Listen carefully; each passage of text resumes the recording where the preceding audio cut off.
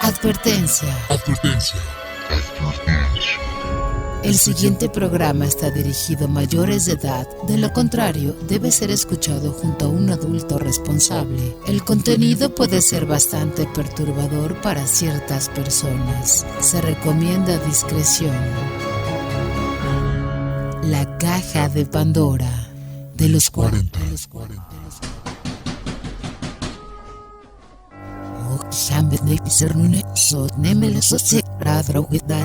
El mundo está lleno de misterios, terror, personajes sangrientos, momentos sobrenaturales, enigmas y todo el conocimiento paranormal. Los antiguos dioses nos han dado la capacidad de guardar estos elementos en un recipiente mágico, pero tu curiosidad hará que cada tanto tengamos que abrirlo. ¿Te atreves a destapar este oscuro elemento junto a nosotros? Recemos. Se abre entonces la caja de Pandora de los 40.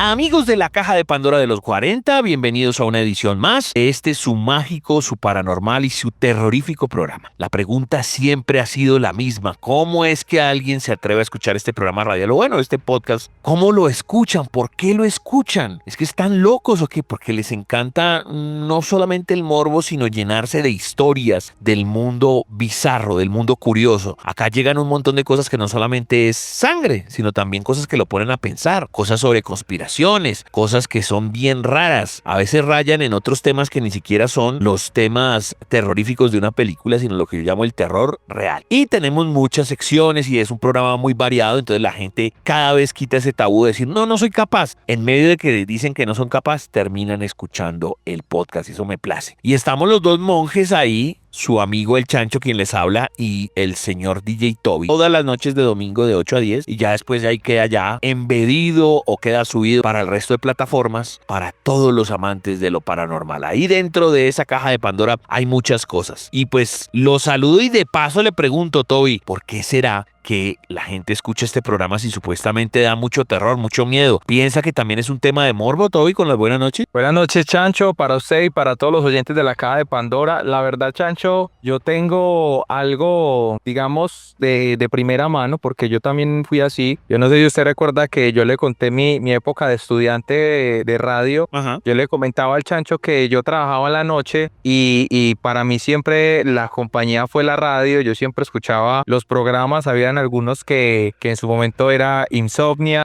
otros eran de otra emisora. Entonces yo lo que hacía era que escuchaba primero uno completico hasta las 12 y luego me cambiaba de emisora para escuchar la repetición que daban en la madrugada del otro programa. Pero ¿qué pasa? Siempre que eran los programas paranormales, yo sí prefería colocar una emisora musical porque yo siempre fui una persona como muy miedosa, muy temerosa de esos temas, pero llegó un punto donde yo dije, venga, yo no puedo tenerle miedo a eso toda la vida porque se supone que yo quiero trabajar en una emisora y si en algún momento me dicen, usted es el que va a hacer el programa paranormal o cualquier cosa, pues yo tengo que tener conocimiento y tengo que saber cómo afrontar las situaciones. Eso era lo que yo pensaba de alguna manera. Entonces, siendo así, Chancho, yo fui de los que entró como en esa onda de empezar a escuchar como a la fuerza y de alguna manera u otra empezar como a vencer ese miedo. Entonces yo creo que las personas les gusta saber, aunque tienen miedo, pero también dicen, no, ¿sabe qué? Yo tengo que saber qué es lo que está pasando en este mundo loco. Entonces yo creo que es parte de las dos, como de vencer ese miedo y también de querer responder qué es lo que está pasando en este mundo sobrenatural. Es muy cierto, muchos de los que terminan como de lado terminan haciendo parte del mundo, entonces sí podría ser en parte algo de ese morbo y desde épocas inmemorables, como usted lo dice, Toby, las primeras veces que yo contesté un teléfono, la persona temblaba en la línea y yo decía, pues hermano, pues cuelgue, sigue. No, pero es que yo quiero saber qué pasa después. Quiero saber cómo termina la historia. Yo quiero contar mi historia. Pues igual este podcast, si usted se ha puesto, si la gente le ha puesto mucha atención, si tiene un disclaimer como de 15 segundos al principio precisamente diciendo eso, hay pedazos que para la gente puede ser terribles o de pronto que usted, no sé, tenga una falla coronaria o lo que sea, o entonces pues siempre se pone ese disclaimer, pero la gente de verdad que el terror les llama mucho la atención. Así que nada, ya saben cómo es el disclaimer, cada cual según sus creencias religiosas, científicas y morales determinará si lo que se dice acá es cierto o no. Igual abra su mente porque son 2 horas de contenido que puede ser pesado para algunos y vamos a tratar todas nuestras secciones y que usted respire y diga, bueno, me voy a meter en el cuento, y si ya dice, bueno, lo escucho, pero no en el directo que es de noche, sino pues por la mañana y ya pues ve el sol y lo que sea, pues bueno, eso sí ya es cuestión suya. Antes igual de darle play o antes de comenzar con este podcast, igual le voy a hacer otra pregunta, querido Toby. El tema de las brujas, ¿le gusta, no le gusta? ¿Le parece que eso toda la vida ha sido inventado? ¿O que han terminado personas que han quemado, pero a lo mejor pues esas personas ni brujas eran, sino que se confundían? ¿Usted qué opina de ese tema de las brujas? Yo creo que en esa época era muy peligroso porque las personas muchas veces lanzaban como esas acusaciones de pronto por maldad, podría decir yo, por desconocimiento o por simplemente miedo. Entonces yo creo que en esa época cuando acusaban a las personas de brujería y todo esto, creo que debían de haber tenido como un poco más de control, un poco más de investigación, porque pues los datos muestran que primero que no todas las personas o todas las personas que declaraban brujas o brujos eran ¿cierto? Entonces lastimosamente se vieron personas sacrificadas sin necesidad.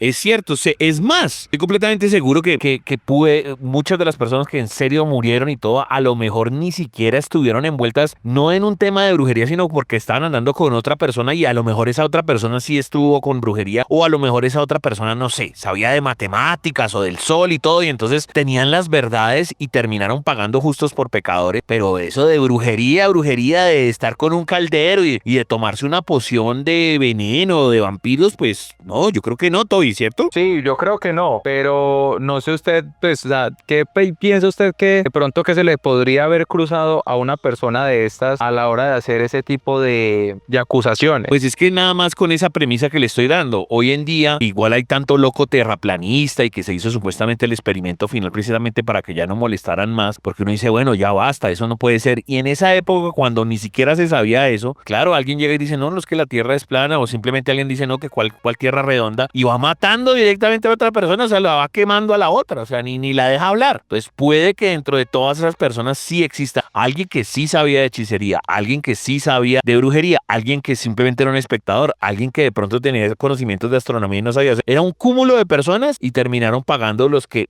nada que ver, los que de pronto iban pasando por ahí. Es muchas las respuestas o muchas las personas que cayeron ahí. Igual, pues es una época pues, bien oscura y seguramente sí pudo haber habido en serio alguien que, como decimos ahora las brujas, Toby, de los llanos o de lo que sea, que de pronto alguien en serio se haya visto transformarse una mujer en un caballo o en un murciélago de eso, ¿no? O en un búho, ¿no? Puede que a lo mejor sí existiera, ¿no? Sí, muchas veces, por ejemplo, las historias que se cuentan de los soldados que decían que se escucha una bruja a lo largo o en el fondo del bosque, eso son vainas que uno muchas veces cree que no pasan, pero es muy teso. ¿De acuerdo usted, Chancho, que en el mes pasado pasamos los informes de soldado que decía de sucesos que pasaban en el bosque y que ellos contaban que una vez sentían que estaban gritando y que decían que de pronto era una persona herida, pero que luego el capitán fue y que no apareció nunca, pues que se metieron hasta por ahí que decían que no, que era una bruja. Sí, claro. Entonces por eso digo, para eso se hacen estos programas, pero en esa época pudo haber de verdad más gente inocente que cayó que no tenía nada que ver. ¿Y por qué también hago esa pregunta de las brujas? Porque hoy alguien nos va a decir factos. Hoy alguien no es que no, que es que yo oí, que es que me dijeron no. El gran Mario Villalobos, que ya estuvo en este programa hablando de brujas, pero de tú a tú, y seguramente nos va a contar muchas de esas historias. Señoras y señores, con esta pregunta usted también puede ir respondiendo en redes sociales, @DJTobyFM, @elchancho414, @los40Colombia, o simplemente numeral la caja de Pandora los 40. Sí, como dicen por ahí, brujas, de que las hay en la caja de Pandora de los 40. Exploremos historias de fantasmas. que acechaban en las sombras. No siento nada. Avistamientos inexplicables en los cielos. Lo único que siento es su miedo. Encuentros con lo paranormal y mucho más. En la caja de Pandora de los 40. La caja de Pandora de los 40.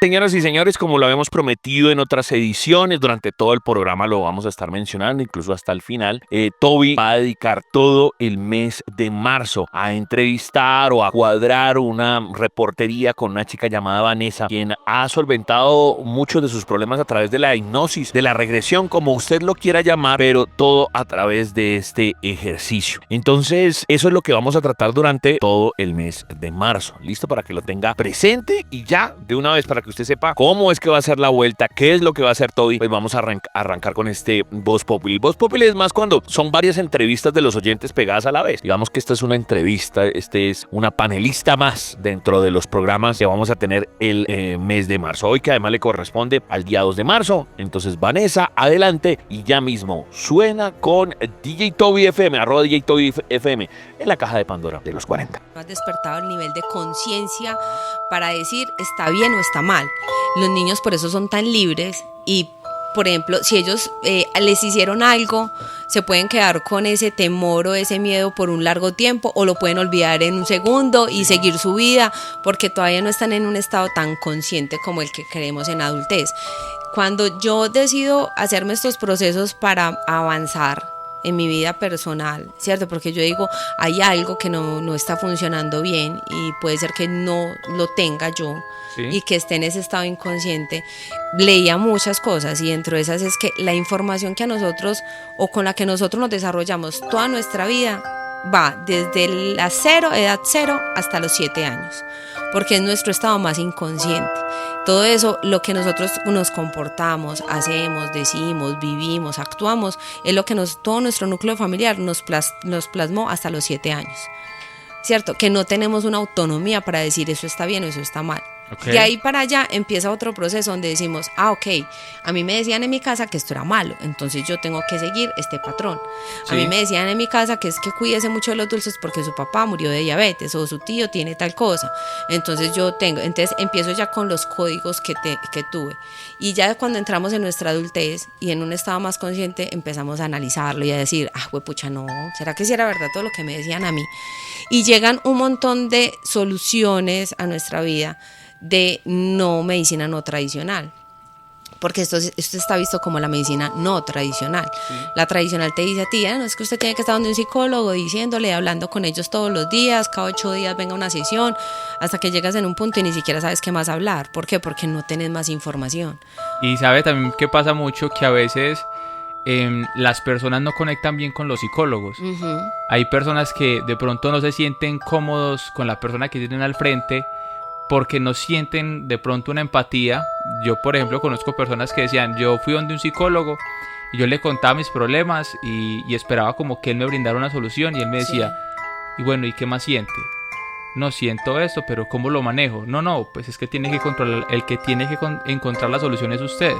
Entonces la persona decía, yo para qué voy a ir donde un psicólogo si no me está brindando una solución, uh-huh, sino que simplemente me estás escuchando.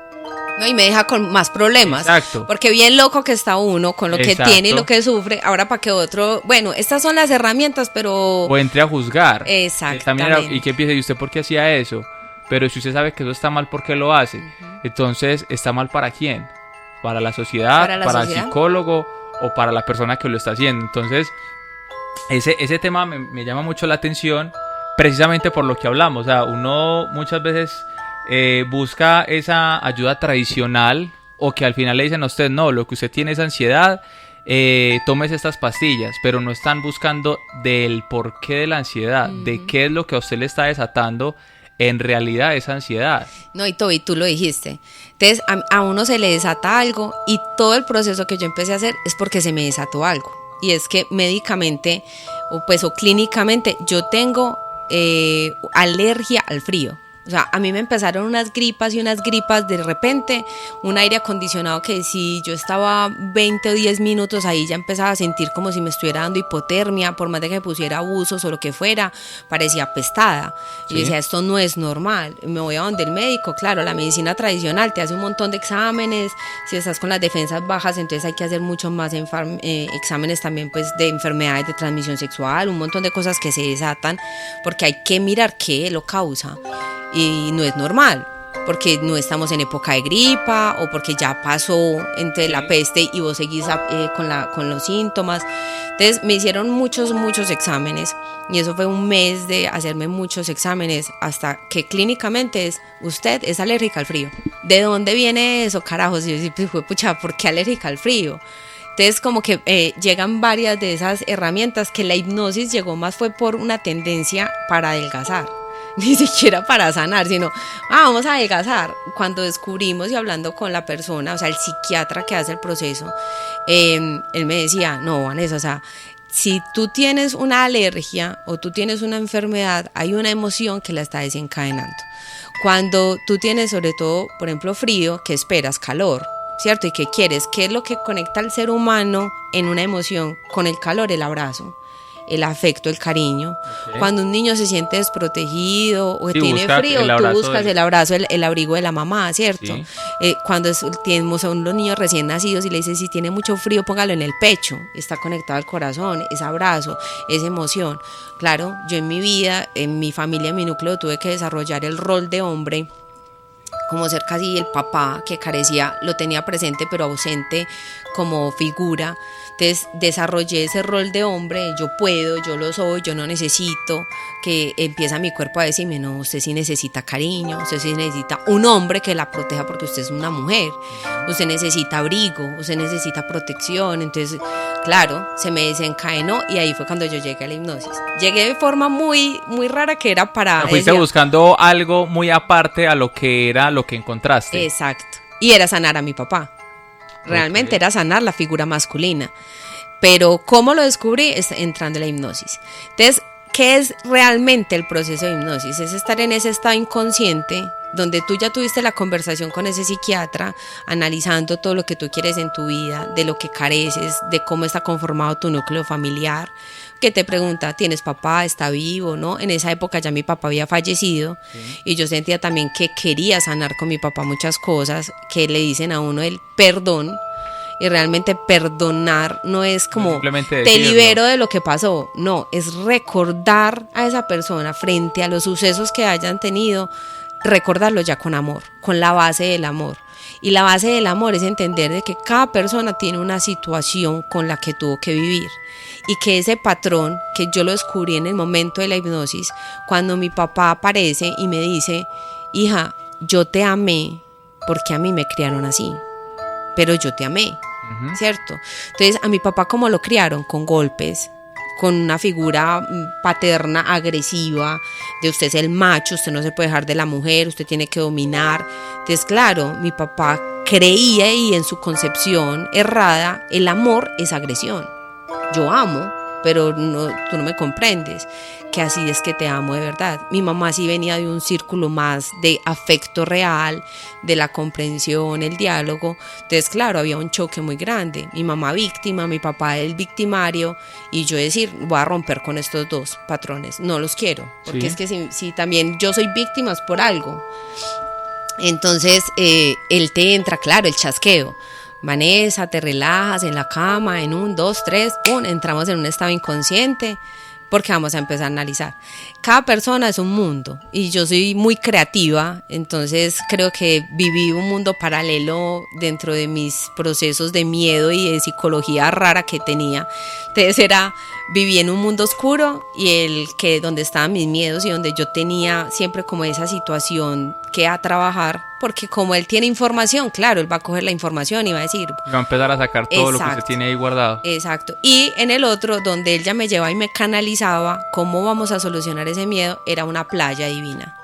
Entonces él siempre que veía que la situación o la información se estaba volviendo tosca, que estaba el miedo, que ya era lo que pasaba, yo no le dije, me siento, porque siempre es el que sientes. O sea, no qué piensas, porque qué piensas es la razón, te está conectando con las creencias, limitadas o ilimitadas, pero es que sientes. Y yo le estaba en la cama y acostadita normal, yo le decía, me siento pesada, siento como si tuviera piedras. Y él me dice, ¿pero con quién estás? ¿O con qué sientes que estás? No, con mi mamá, mi hermana, mi hermano, y siento como si estuviéramos encadenados todos con piedras. Eso dentro de la psicología, por eso es que tienen que ser personas expertas. Todo eso tiene significado. No lo sé yo, lo sabía el psiquiatra, ¿cierto? Entonces él que decía, ¿qué? Tengo que trabajar con Vane este tipo de miedo. Y es que Vanessa se siente encadenada en su vida. Okay. ¿Qué le está desatando a ella ese encadenamiento? Y te empiezan a hacer preguntas hasta que él me liberaba y yo ya me iba como para la playa. Entonces él me decía, mete todos esos miedos en una caja. ¿Y a dónde te quieres llevar la caja? Entonces así fue como el mecanismo y herramienta que tú ahorita decías, con un psicólogo tradicional, ¿yo cómo lo puedo ver? Sí. Son muy buenos, porque tampoco es decir que la psicología, no, todos son muy buenos. O sea, todos tienen su manera diferente de tratar a su paciente, Exacto. de tener su metodología de tratarlos. Pero, y el nivel en el que tú estás también del proceso para trabajar. Hay niveles que son muy básicos y que yo te digo, yo sufrí de depresión, una incursionada en mi vida muy de joven, siempre me dijeron, su papá es depresivo, usted sufre de depresión, cuídese porque la niña puede sufrir de depresión. Y yo empezaba, entonces claro, yo veía un conflicto, un problema, yo tenía la depresión, yo no tenía un conflicto, yo tenía depresión, entonces ya tenía que tener el síntoma o tenía que identificarme con que tenía que ser mucho más agresiva con esa situación. Y tuve psicólogos. En ese proceso de psicólogos yo tuve un intento de suicidio, perdón. ya asesiné a alguien. Ya maté a alguien, no, mentiras, no fue así. Intenté contra mi propia vida y pues no salieron bien las cosas. De eso a mí me internan en un psiquiátrico unos días, unas semanitas, y claro, ese proceso es tratar de sacarte por qué estás cometiendo ese acto, por qué te fuiste a ya no querer vivir más. Y el psicólogo, yo era negada porque yo decía, no, esto lo tengo que solucionar sola, yo puedo sola, porque también fue el patrón que yo desarrollé desde chiquita. Y él me decía, si usted no quiere hablar conmigo, coja un espejo y haga de cuenta que está hablando con esa persona, que lo que usted tiene de frente es esa persona. Desahóguese, dígalo, expréselo, porque cuando nos guardamos y nos cargamos, claro, más cosas se van a desatar. Más se puede enfermar uno. Entonces mira que yo de toda mi vida también tuve esa terapia ya más adulta, porque esto que te cuento pues de atentar con mi vida fue muy a los 18, llegando casi a los 18 años. No, mentiras, miento, casi como entre los 15 y 16 años, porque yo después tuve una crisis a los 18 de esa etapa de mi vida que ya conocía una herramienta. Entonces, claro, yo dije, ay, si me está pasando otra vez que tuve esa crisis a los 15 y todo, yo ya tengo una herramienta. Entonces empecé como a indagar y empecé, yo quiero otro tipo de psicología. Yo sí ya quiero hablar con alguien porque siento que hay algo que está fallando y quiero sanar. Ya mucho más adulta, porque esto que te digo que hice hipnosis y esto ya es, ahora yo tengo 42 años y fue casi entrando a los 30 y ha sido proceso constante. Las personas no vamos a sanar de repente, ni de la noche a la mañana, no. Lo más lindo de la vida es estar conscientes que siempre va a existir el mal y siempre va a existir el bien. Y el mal siempre te va a llevar a que hagas cosas mejores. Pues porque el mal, yo te lo digo, es como referente a hay errores, hay cosas que tomas malas decisiones. A mejorar. Exacto. En todos los ámbitos. Y eso es lo único que te va a abrir una puerta, decirte, así no es, corríjalo, modifíquelo, cámbielo, avance. Entonces siempre he estado como en esa exploración, que hoy en día me quedo con esas dos herramientas porque encontré mayor respuestas a las que hace mucho tiempo estuve buscando. Bueno, y ahora que hacíamos la introducción a todo esto, ¿cómo se mezcla entonces la hipnosis ya con el tema de la constelación familiar? O sea, ahorita nos estabas contando acerca de la hipnosis, pero entonces ¿cómo entra ya esta parte de lo familiar? Sí, no, pasado como yo creo que 8 años que me hice la hipnosis y muchas cosas que de ahí se sanaron o descubrí, ¿cierto? Y que también me crearon un plan de trabajo para detectar que si yo volvía a sentir ese tipo de frío, yo decía, hay algo, claro, pues ya era la emoción, ya sé que es el cariño, en que me estoy bloqueando yo, que no me permite tener mi cuerpo estable, porque si la gente pues está como acá escuchándonos, uno dice, cuando a mí me da frío, uno empieza a temblar, ¿cierto? Y empieza como con esa carencia, ¿qué tendré en este momento que quiero afecto? ¿O con quién me bloqueé? Claro, me voy a analizarme y a interiorizarme. Yo digo así, estoy peleando con la pareja que tenía en ese momento y yo quiero que él me abrace, o yo quiero realmente estar con él y no le he querido expresar eso a esa persona. Entonces me autoanalizo y ya sé cómo empiezo a trabajarlo. De todo eso que pasaron casi 8 años, llega a mi vida las constelaciones familiares. También como en búsqueda, una crisis familiar y emocional que yo decía, quiero trabajar. Las conversaciones que tuve con mi hermana en un momento, me mencionó algo de otra vez volver a la psicología. Vane, si hablas con un psiquiatra, tienes espacios para conversar, te estás atosigando, está otra vez ese rol masculino en tu vida que no te está dejando avanzar. Y conocí las constelaciones familiares.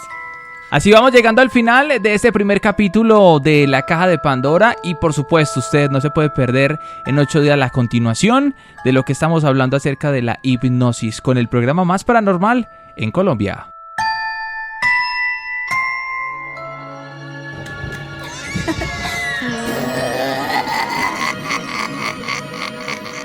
Los maestros de ceremonias de lo oculto y lo paranormal son el Chancho y Toby. En la caja de Pandora de los 40.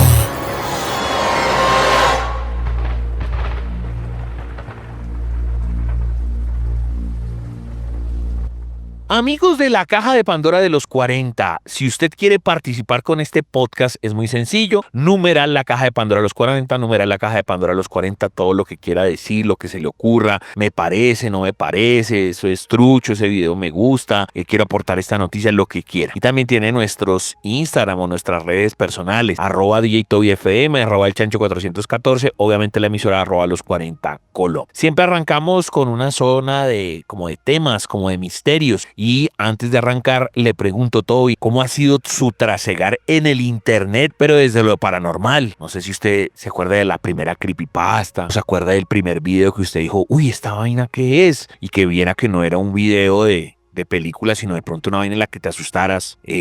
¿Cuál podría ser? Uy, Chancho, me recordó usted varias ocasiones, la verdad. La primera fue cuando por ahí en el 2005, creo, 2006, empezaron con la teoría de que iban a implantar unos chips en las personas y que esa sería la marca del 666. ¿Y eso era un foro? ¿Era un video? ¿Qué era? Sí, era como una especie de foro y mostraban como una especie de pastilla, estas que muestran, por ejemplo, en las películas, que cuando les implantan como un rastreador, que es una pastillita chiquitica, entonces decía que a las personas les iban a implantar un chip y que en ese chip iban a tener la información y que con eso iban a poder pagar, ya no iban a necesitar efectivo ni tarjetas de crédito, pero que el chip se lo iban a tener, se lo implantaban en una mano. Entonces pues muchas personas en esa época tenían como la leyenda de que el chip o la marca del C66 iba a ser en la mano. Entonces todo el mundo decía como el que se deje implantar ese chip ya va a estar marcado por la bestia. Entonces ya como que las personas del foro empezaban a decir como que no, que yo no me voy a dejar implantar, que bla bla bla. Entonces eso fue como lo primero que alcancé a ver en la internet fue eso. De hecho, en mi correo electrónico, que sigue siendo desde hace mucho tiempo, tengo ahí ese primer correo que yo lo guardé. Ok. Algo así como las primeras veces que empezaron también a molestar con lo del príncipe de Nigeria, pero pues eso era humorístico, ¿no? En cambio de que vos decís era como una vaina aterradora. Eso es lo que más recuerdo del internet, ¿no? Sí, la verdad eso es como lo que más recuerdo, porque como le digo, muchas personas cuando uno le mandaban, o sea, digamos que en esa época uno en estos momentos se envía memes, ¿cierto? Sí. Uno se envía memes a través del celular y todo eso, pero lo que uno en ese tiempo, de la manera uno de comunicarse, era precisamente a través de los correos electrónicos. correos. Claro. Entonces uno con los correos electrónicos, de cierta manera, era cuando uno se enviaba como los memes, se podría decir así, o noticias o videos graciosos, uno siempre se los enviaba por correo. Sí, señor, tiene toda la razón. Pues se lo pregunto por lo siguiente, le voy a votar 3 temas absolutamente random, es decir, 3 temas no tienen que ver uno con el otro, que podrían ser, en cierta manera, misterios de Internet. No sé, no dice que sean los más conocidos, de hecho, pueden ser incluso hasta creepypastas, pueden ser hasta absolutamente inventados y que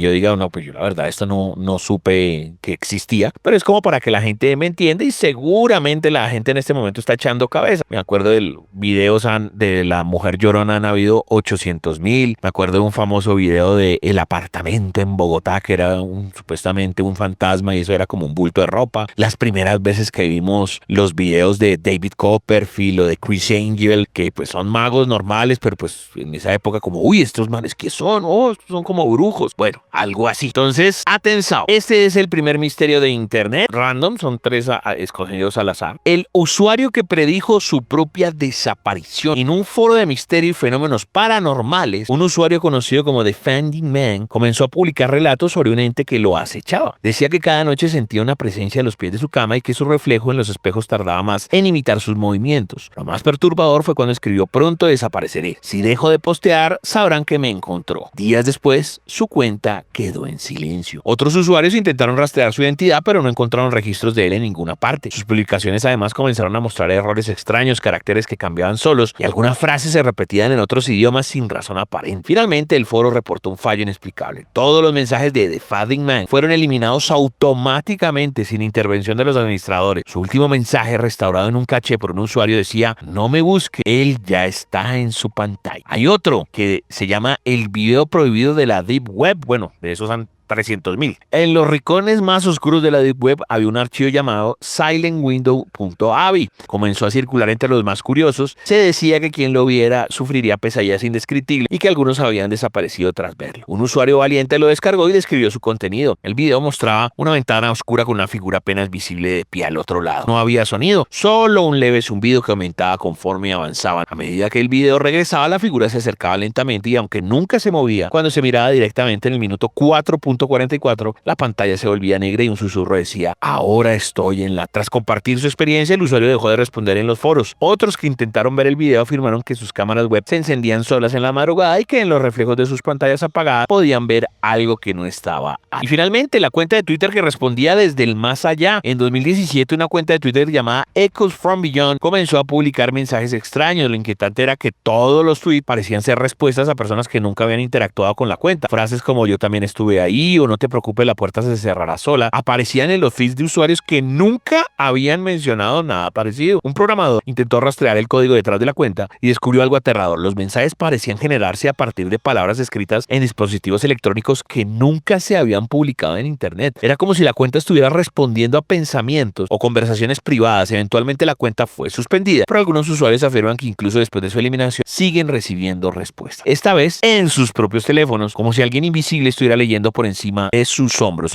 Alega ahí el último pedazo, que ya ni siquiera era en Twitter, sino era en el propio SMS de teléfonos, que después no aparecía, no decía no conectado, pero seguía mandándote el mensaje. Uno respondía al teléfono y decía: no, este teléfono no existe, no está conectado, pero me estás diciendo que este es el teléfono y no funciona. Toby, su opinión, e igual, si no tiene ninguna opinión, pues recordar también más de estos misterios. ¿Qué dice viejo Toby sobre estos misterios de internet? ¿Sabe, Chancho? Yo también una vez me metí mucho a una página y esta página era muy, siento yo que muy paranormal, porque la página, usted como que colocaba ciertos datos de suyos y la página a usted le terminaba diciendo como con quién vivía usted.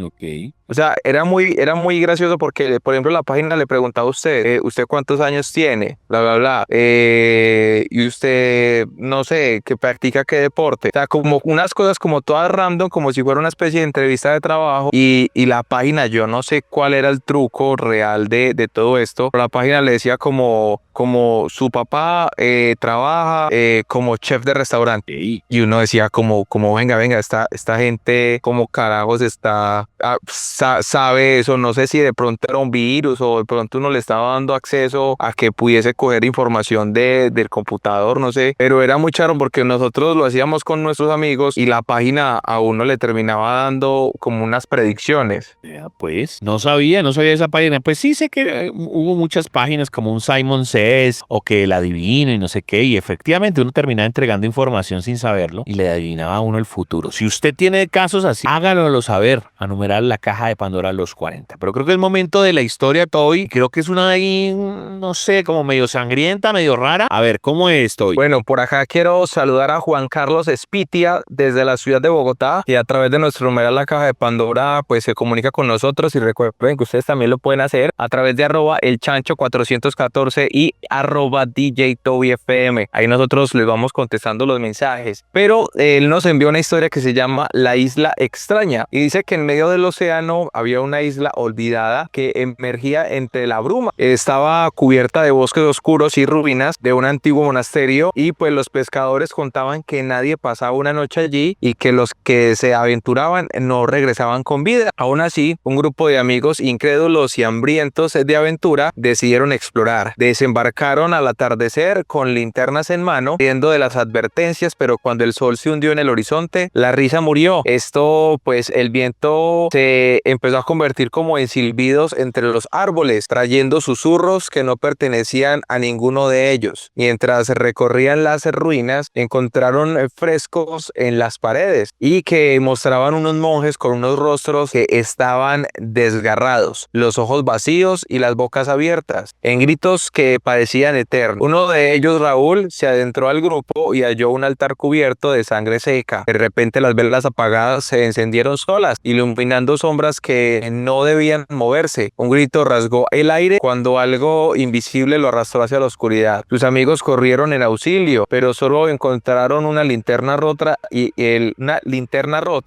eco de su voz pidiendo ayuda antes de desvanecerse en la nada. El pánico los consumió, corrieron de vuelta a la playa, pero el bote en el que habían llegado ahora estaba partido en dos, como si la fuerza monstruosa lo hubiese destrozado. Tras de ellos, las sombras comenzaron a tomar forma de monjes espectrales, con túnicas desgarradas, sus bocas manchadas de rojo. La realidad se distorsionó, los árboles parecían moverse y las ruinas se convertían en algo muy infernal. Uno por uno fueron cayendo, atrapados por las manos frías que se desgarraban en su carne como si fueran un papel. Al amanecer, la isla volvió a quedar en silencio. Solo las golpeaban la costa, llevando con ellas los restos desafortunados de los visitantes en las orillas. La espuma del mar se tiñó de rojo, mientras que en lo alto de las ruinas los monjes fantasmas sonreían satisfechos por ese festín nocturno. Esta historia nos la envía Juan Carlos Espitia, llama La Isla Extraña, desde la ciudad de Bogotá. Mucha gente, Chancho, últimamente ha estado sacando estos dotes de escribir. Me encanta. La gente también puede ponerle los nombres a las historias, puede opinar. No me importa si esto de verdad ocurrió o no ocurrió, pues no me voy a meter en la vida del doctor Espitia. A lo mejor sí le ocurrió, le pasó a un abuelo, le pasó a él mismo. Obviamente está cambiando algunas indicaciones, algunos nombres, pero lo importante es que usted comparta, porque esa es la gracia del programa, que comparta esto. Y como más adelante va a venir por acá Marito, que es escritor, periodista y que sabe mucho el tema de brujas, le voy a hablar de 3 brujas. Seguramente no son tan conocidas, hay una que de pronto sí, pero 3 brujas que seguramente la gente no las tiene en el radar. Las 3 son europeas, 2 españolas y una irlandesa. Póngale cuidado, Toby. En el siglo XVIII, XVI, XVII, el siglo XVII, en la isla de Mallorca, una mujer llamada Margarita Guyú fue acusada de brujería y ejecutada en la horca. Se decía que vivía cerca del castillo de Belver, donde realizaba rituales oscuros y pactos con entidades sobrenaturales. Lo que hace su caso especialmente inquietante es que años después de su muerte, visitantes del castillo comenzaron a reportar fenómenos inexplicables, luces parpadeantes, susurros en lenguas desconocidas y la figura de una mujer vestida de negro que aparecía en las noches al anochecer. En las torres aparecía al anochecer. Investigadores paranormales han documentado grabaciones de psicofonías en las que se escuchan lamentos y frases como "aún estoy aquí". Incluso en la actualidad, turistas han asegurado sentir manos invisibles tocándolos o ser empujados sin explicación. En una investigación de 1998, un equipo de expertos utilizó cámaras infrarrojas en las mazmorras del castillo y captaron una sombra de figura femenina moviéndose contra toda lógica. Los habitantes de la zona aún creen que Margarita nunca bruja abandonó Belver. Esa es española. Vamos con otra española, esta sí es un plin conocida, que es la bruja de Zugarramundi. Es otra chica, otra mujer del siglo XVII, en el pequeño pueblo de Zugarramundi, en Navarra, que se convirtió en el epicentro de uno de los juicios de brujería más famosos de la Inquisición española. La mujer más temida de la región era Graciana de Barrenechea, acusada de liderar un aquelarre en las cuevas cercanas, donde se decía que los brujos y brujas convocaban a entidades demoníacas. Testigos de la época aseguraban haberla visto levitar, comunicarse con animales y lanzar maldiciones que causaban enfermedades inexplicables. A pesar de ser quemada en la hoguera junto con otras supuestas brujas, la actividad paranormal en las cuevas de Zugarramundi no cesó. Investigadores han registrado extrañas luces flotando en la oscuridad, sombras que se desplazan solas y una presencia opresiva en el ambiente. En 2012, un grupo de turistas aseguró haber escuchado risas femeninas y pasos resonando dentro de la cueva. A pesar de estar completamente solos, se dice que Graciana aún deambula en su antigua aquelarre esperando su venganza. Y vamos con la irlandesa, la bruja de Kilkenny, del siglo XIV, Alice Kyteler, una influyente mujer de Kilkenny, Irlanda, fue acusada de brujería tras la muerte misteriosa de 4 esposos. Se decía que realizaba rituales oscuros con su sirvienta Petronila de Mer, quien confesó bajo tortura que Alice poseía un familiar demoníaco con forma de gato negro. Hágame el favor. Vecinos afirmaban haberla visto salir de su casa en forma de sombra oscura y regresar justo antes del amanecer. Que Alice logró escapar de la ejecución, Petronila fue quemada viva, convirtiéndose en la primera mujer ejecutada por brujería en Irlanda. Esto es un datazo. Desde entonces, la antigua casa de Alice Kyteler se convirtió en un foco de actividad paranormal. Se han reportado muebles que se mueven solos, apariciones de una mujer vestida de negro y maullidos espectrales en habitaciones vacías. En 2006, un equipo de investigadores paranormales captó una extraña silueta en una de las ventanas del actual Kyteler's Inn, un pub construido sobre su antigua residencia. Algunos dicen que el espíritu de Alice sigue allí, mientras que otros creen que es su familiar demoníaco, quien aún acecha entre las Tobicín, sea de estos casos, o pues recuerde que así arrancamos el programa, pues ¿qué tiene que decir de las brujas? Pues Chancho, como dice el dicho, de que las hay, pero me parece increíble lo de esa historia que, por ejemplo, la otra chica que no era la realmente bruja, pues terminaron más fácil matándola a ella que a la otra. Sí, a Petronila, así termina, y datazo, Petronila fue quemada viva, convirtiéndose en la primera mujer ejecutada por brujería en Irlanda. Y así arrancamos el programa, ¿no? O sea, justos por pecadores, de pronto sí había brujería involucrada, pero murió el que no era, y así deben haber 1000 casos, ¿no? Sí, lo que hablamos ahorita, solamente el hecho de que acusen a la persona de brujería sin tener las pruebas, ya eso simplemente el que tenga más poder ahí para acusar o defender es el que termina o ganando o perjudicando a los demás. Bueno, entonces ya saben, vamos a hablar ahorita más de brujas con Marito Villalobos, escritor, pero aquí cerramos la parte de más que notas de misterios. Recuerden, numeral, la caja de Pandora, los 40. Mary, te invitamos a entrar en nuestro círculo. Si eres tú, apaga las velas. La tabla Ouija. Está dentro de la caja de Pandora. Sí. En los 40.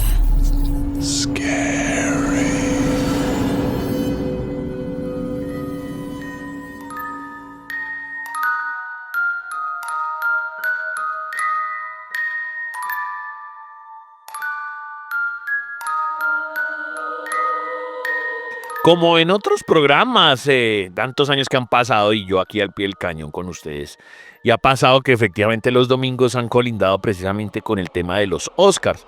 Y como nuestro amigo Rodrigo Castro se dedica al tema, bueno, hizo un micro especial sin adelantarnos mucho porque de los últimos premios que se entregan son los de mejor película y a eso es lo que se va a dedicar él. Yo sé que muchas de esas películas no necesariamente son paranormales, pero pues es que esto es una causa sui generis, ¿no? Y hay que pues hablar de todas las que se puedan, las que se alcance a mirar, obviamente antes de que lo entreguen. Entonces, en este momento está sucediendo en vivo y en directo, están entregando los premios Oscar y nuestro amigo Rodrigo Castro va a hacer este micro especial al respecto. Rodrigo Castro 78, ya mismo en la caja de Pandora de los 40. Amigos y amigas que hasta ahora escuchan Caja de Pandora, mi nombre es Rodrigo Castro y voy a hacerles un especial hoy de los premios Oscar 2025 que actualmente se están llevando a cabo en el Teatro Kodak de Los Ángeles con la presentación del gran humorista Conan O'Brien. Por cuestiones de tiempo no les puedo hablar de todas las nominaciones, así que me enfocaré en los nominados a Mejor Película y trataré de acertar cuál ganará y cuál quiero que gane. Los nominados son Anora, esta película de Sean Baker. Es un huesazo, en mi opinión. Cuenta la historia de una prostituta que un ruso, hijo de un magnate mafioso, le paga por varias noches de placer y la prostituta se enamora. Básicamente es una copia de Pretty Woman con The Hangover, ya que el resto de la película son estos mafiosos rusos tratando de deshacer el matrimonio, cosa que en la vida real no pasaría. En la vida real, los rusos simplemente matan a la prostituta y se acaba todo. Aquí no. Es una noche supuestamente chistosa, pero es aburrida, plana, una película que la verdad yo no sé cómo está nominada. La siguiente película, The Brutalist, de Bradley Corbett. Esta película con 7 nominaciones a los Globos de Oro, que ganó Mejor Película, es la gran favorita. Una película de 3 horas donde Adrien Brody es nominado a Mejor Actor. Si yo fuera el editor de esta película, la dejaría de 2 horas. Creo que sobran las otras 2 horas y son innecesarias. Es una película que desde el punto de vista de producción, es una producción magna con tomas interesantes, pero la actuación de Brody se me hace que es inferior a la que él hizo en El Pianista. Es un tipo triste, poco carismático y la historia del brutalista es aburrida y simple. Yo no se lo daría. Seguimos con Cónclave de Edward Berger, con un gran actor que en mi opinión le daría el Oscar a Mejor Actor, el señor Ralph Fiennes, que nos cuenta lo que pasa tras bambalina en un cónclave cuando el Papa muere, y es cuando los cardenales se reúnen a votar quién es su favorito y que haya humo blanco y elegir un nuevo Papa. Esta película es interesante ver todo lo que hacen estos cardenales por obtener votos, ganar influencias y demás. No es la gran novedad, pero es una película interesante. Me gustó más que las dos anteriores. Seguimos con Duna. Yo creo que esta Duna, segunda parte de Denis Villeneuve, es una película, como llamo yo, de contentillo a las películas comerciales, pero si hubiera sido por eso, yo se lo hubiera dado a la película Civil War. Se me hizo mucho mejor. Inclusive Duna 1 visualmente y en historia es mejor que Duna 2. Así que nada que hacer. La otra es Emilia Pérez, del fastidioso director francés Jacques Audiard. Esta película, después de todo el escándalo de Carla Gascón, yo creo que no va a ganar. De pronto gana Mejor Actriz y Mejor Canción, pero en Mejor Película no. Es una película que habla de un mafioso mexicano que se convierte en mujer porque lo quiere y para escaparse de sus enemigos, pero pues este tema mafioso y de guerra bajo un musical es muy raro y es una película que no es el hueso que dicen, pero no me gustó. Wicked, de John M. Chu, es basado en este musical de Broadway, una película pues de mucha escarcha, mucho arcoíris y cuenta la historia de la vida de la bruja del Mago de Oz. Pues tenían que nominar un musical y se lo dieron a esta. Obviamente no tiene opción. Esta es una de mis opcionadas, A Complete Unknown, del director James Mangold, con la gran actuación de Timothée Chalamet, en la cual interpreta la vida de Bob Dylan entre los 20 y los 25 años, que fue básicamente este periodo donde Bob se vuelve muy famoso en Estados Unidos en la música folk y luego llega al rock. Nos cuenta cómo Bob Dylan con sus amigos empieza a producir e interpretar estas canciones con letras revolucionarias y muy bonitas que casaron perfecto en los 60 de Estados Unidos. Timothée Chalamet, también uno de los opcionados a Mejor Actor, hace una interpretación muy buena y canta todas las canciones de Bob Dylan él mismo, sin necesidad de playback. Una de mis favoritas. Y aquí, la que yo quisiera que ganara, Aún estoy aquí. Esta película de Walter Salles cuenta la historia de una familia que vive en Río de Janeiro durante la dictadura de los 70 en Brasil. Y un día, la policía del régimen se lleva al padre de familia y la mamá tiene que sobrellevar esto con sus hijos y viviendo sola. Una película muy estremecedora, magistralmente actuada y bueno, con la actuación Fernanda Torres, que para mí debería ganarle a Demi Moore como Mejor Actriz. Gran película. Nickel Boys, una película que cuenta la vida de dos negritos que tienen que luchar día a día por su existencia. Yo creo que esta película que llega a salas colombianas no es de mis favoritas y es un tema bastante trillado. Entonces estas son las favoritas en la categoría de Mejor Película aquí en los premios Oscar. Vamos a ver cuál gana. Yo creo que se lo van a dar al Brutalista, pero quisiera y ojalá le pegue que haya samba esta noche en Los Ángeles y gane Aún estoy aquí. Vamos a ver, sigan escuchando, pueden ver los Oscar y escuchar Caja de Pandora, la combinación ideal. Así que esas son las favoritas a esta categoría. Cualquier inquietud sobre esta u otras películas pueden escribirme en Twitter en @rodricastor78 y está en Facebook montado un programa dedicado a los premios Oscar que se los recomiendo en @depelimagazine. Ustedes entran y ahí está el programa solo de los premios Oscar, @depelimagazine. Nos vemos la próxima semana solo aquí en Caja de Pandora. Mi nombre es Rodrigo Castro. Feliz noche y vayan a cine. Las brujas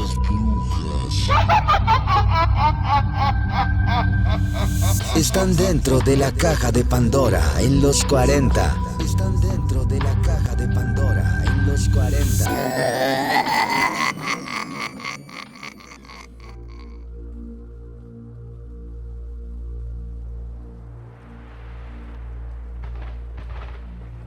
Amigos de la caja de Pandora de los 40, seguimos al pie del cañón su maravilloso, mágico, oculto programa, bizarro, sangriento, fantasmagórico, con ovnis, con exorcismos, con todos los temas que quiera. ¿Por qué se llama la caja de Pandora? Pues como la clásica historia de la caja de Pandora salieron todos los males del mundo y lo único que se conservaba ahí fue la esperanza, fue lo que quedó. Entonces nosotros de algún modo, parodiando o intentando hacer como esa misma historia, pues no son males, sino son solo temas paranormales. Esto es como un TikTok radial. A veces la gente dice, no, dedíquenle un solo tema, pues en parte del panelista, digamos que da como el corte de que muchas cosas terminen colindando con él, pero la idea es saltar de tema en tema porque la gente pues se aburre y dice, no, yo solamente quiero consumir un pedazo. Ahora, si usted es súper hincha, pues obviamente está ahí las 2 horitas. Y no solamente en el en vivo, que es todos los domingos de 8 a 10, sino ya el resto de la semana. Ya queda empotrado ahí, queda subido, que Spotify, que Google Podcast, que Deezer, porque hay gente que consume en otras plataformas. Para mí la mejor es YouTube, pues porque está más ordenadita y porque ahí están todos los canales y demás. No es que la otra no estén ordenadas, sino que digamos que YouTube es hiper conocido y en segundo puesto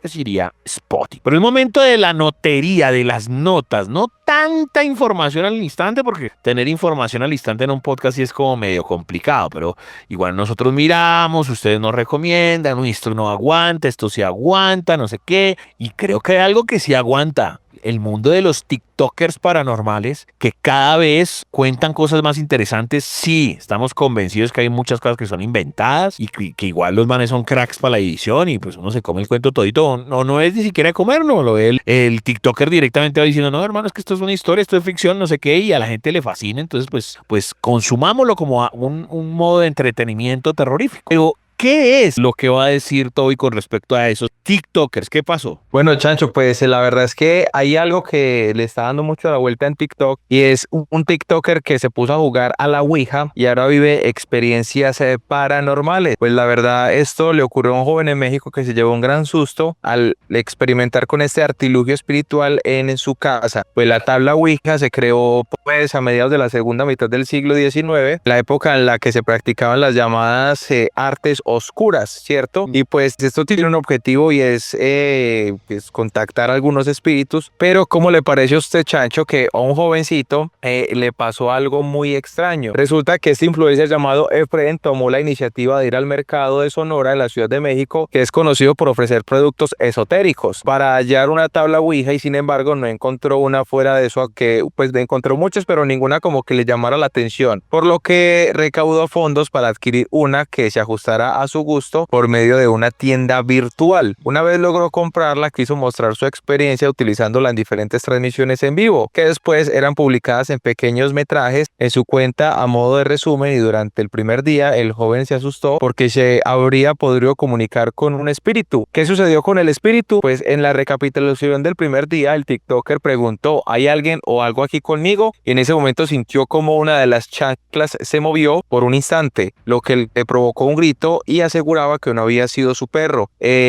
porque este no lo estaba acompañando. Tras eso preguntó el nombre de quien se comunicaba con él y el puntero se comenzó a mover a deletrear un nombre llamado Tamara. Y momentos después la música que tenía de fondo se apagó y su mascota se acercó y empezó a ladrar, mientras él sostenía la Ouija con sus manos. Decidió salir un momento como afuera de su casa y se percató de que su canino estaba muy atento en el lugar específico en la calle y explicó, mi perro Milo estaba protegido con un collar especial y oraciones que yo le hago cada vez que jugamos. Cuando entró a su hogar y volvió a ubicar su celular sobre un trípode, mientras que lo acompañaba, le habrían como jalado una de las patas que lo sostiene. O sea, como que tumbaron el trípode, ¿cierto? Sí. Lo que logró también asustarlo. Sus espectadores le dijeron al joven que prendiera una vela, la cual después de unos minutos se apagó progresivamente. Luego la encendió nuevamente y terminó el juego a eso de las 2:30 de la madrugada. Pero su perro ladraba constantemente frente a la puerta y sus seguidores le recomendaron no abrirla, a lo que él hizo caso.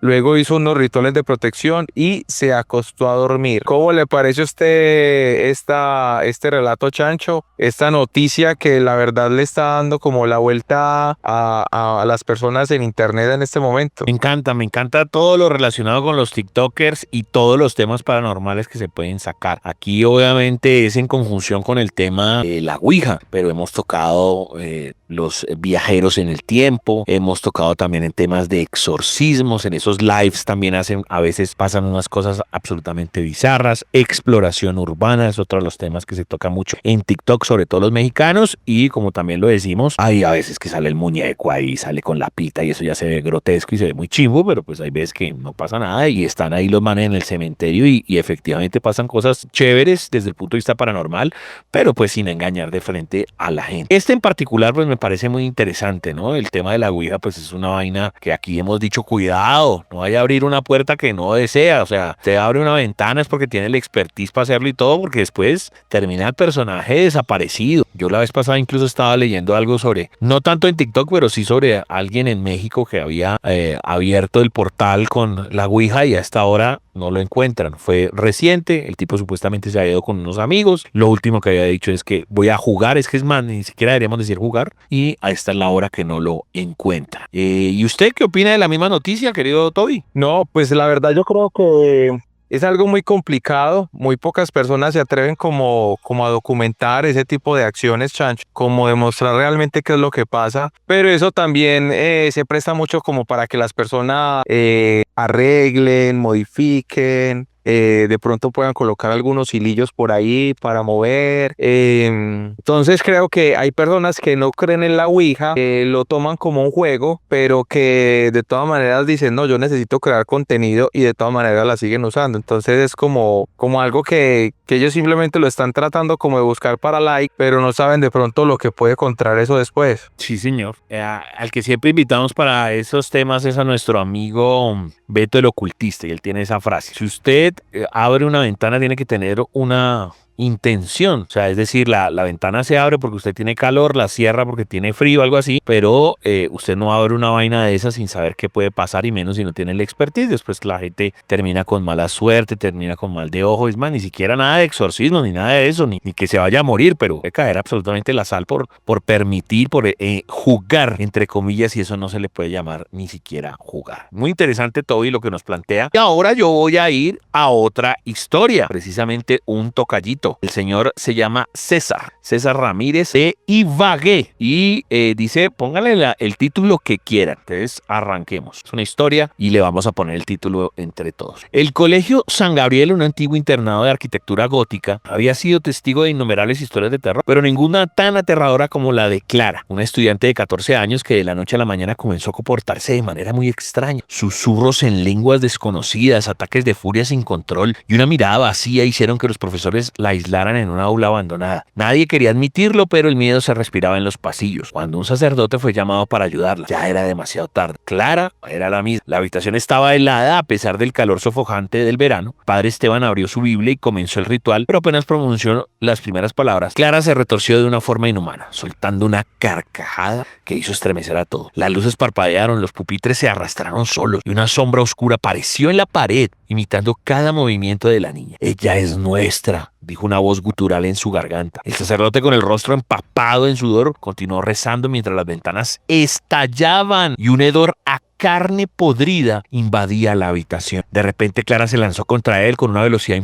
imposible, arañando su rostro con uñas afiladas como garras. El sacerdote gritó al sentir la piel desprenderse de su mejilla, pero no dejó de rezar. La niña se convulsionó, su cuerpo flotó unos centímetros sobre el suelo y luego cayó con un golpe seco. Un último grito desgarrador sacudió el colegio entero y luego mucho silencio. Clara quedó inmóvil y su rostro pálido y cubierto de sudor. Parecía que el demonio había ido, pero cuando los profesores la rodearon quedaron aliviados, Clara abrió los ojos de golpe. Estaban completamente negros. Con una sonrisa antinatural se abalanzó sobre el sacerdote y le mordió el cuello, arrancando un pedazo de carne mientras un chorro de sangre salpicaba todas las paredes. Antes de que alguien pudiera reaccionar, la puerta del aula se cerró de golpe, atrapándolos en la oscuridad. Los gritos de terror se ahogaron tras el sonido de huesos quebrándose, carne siendo desgarrada. El colegio San Gabriel nunca volvió a ser el mismo. Qué pena el burro por delante, pero yo pondría sangre en San Gabriel, pondría yo. Sí. Toby, ¿su opinión? Pues Chancho, la verdad es que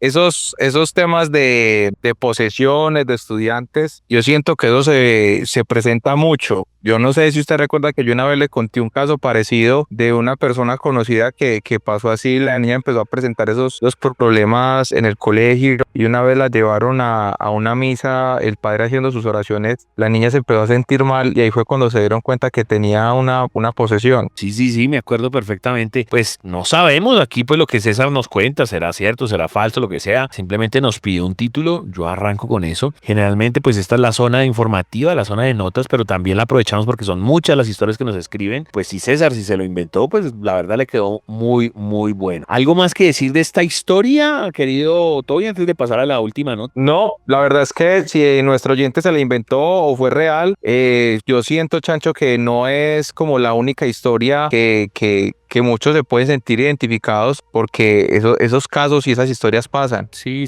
es cierto. Y sí pasan más seguido en los colegios de lo que la gente se imagina. Claro, no necesariamente, vuelvo y digo, tiene alguien que volar o que escupa sangre o que los ojos negros o que maten a alguien, no, pero de pronto, por ponerse a jugar con eso, ya después la gente queda baja de nota, baja de energía, el colegio se empieza a volver lúgubre, el tipo se empieza a volver iracundo, se empieza a ir mal en las calificaciones. Eso puede ser una consecuencia. O puede ser también como a contagiar a los compañeros, pues, también se podría dar. Sí, pero exacto, sin necesidad que haya sangre ni nada, puede quedar ahí como el ente o la mala leche o la mala entidad o la mala sangre, el mal de ojo puede quedar ahí hasta que alguien recierre eso. Muy interesante, gracias Cecitar. Y vamos a cerrar entonces con una decapitada. Está muy de moda el tema de la iglesia. ¿Qué es lo que pasa, Toby? A ver, uno de esos dos mundos, ¿cómo así que decapitada? Ancho, la verdad esta noticia, yo creo que yo la voy a hacer en video para la página de los 40, y es que hay algo que usted, yo creo que tampoco lo ha escuchado, se llama María Rosenthal. No sé si usted de pronto ha escuchado ese nombre, María Rosenthal. Suena, pero no, ¿qué pasó con ella? Bueno, resulta que María Rosenthal fue una monja que fue decapitada por estar endemoniada y su cabeza y su sangre están resguardados en el Vaticano. Pues el Vaticano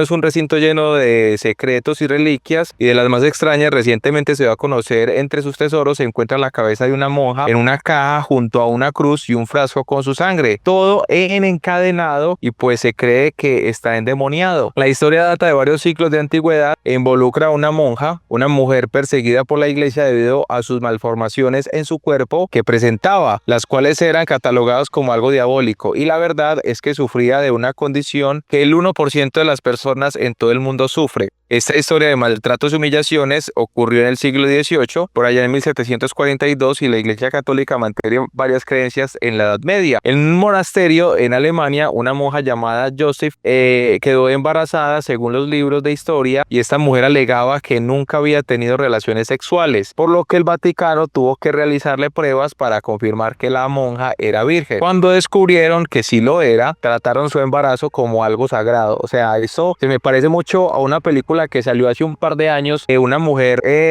resultó en embarazo, pero que ella nunca tuvo relaciones. No sé si Chancho la conoció, pero la película sí existe. Y entonces descubrieron que la mujer estaba en embarazo y la trataron como algo sagrado, ¿cierto? Una especie de inmaculada concepción, similar o idéntica a la que sufrió la Virgen María. Sin embargo, al momento del parto, Joseph perdió la vida y dio a luz a una niña que llamaron María Rosenthal, ¿cierto? María nació con que nació hermafrodita, lo que quiere decir que tenía los dos sexos, tanto el femenino como el masculino, algo que en ese tiempo era considerado un signo demoníaco, por lo que las personas a su alrededor creían que ella estaba poseída y por eso sufría esa condición. Sin ninguna razón más que esa condición, las personas del pueblo y las monjas y los sacerdotes empezaron a odiarla y a tenerle miedo, por lo que María quedó completamente sola. Mientras crecía, empezó a escribir un diario en el que relataba los abusos, humillaciones y maltratos que recibía. El plan de muerte al demonio. Al considerarla como un ser demoníaco, las autoridades eclesiásticas crearon un plan para que la joven muriera a los 33 años, la misma edad de que murió Jesucristo. Esto como un acto para derrotar al diablo. María se enteró de este plan y decidió quitarse la vida a ella misma cortándose el cuello. Al momento de su muerte, las autoridades descubrieron que estaba embarazada, pero el feto murió con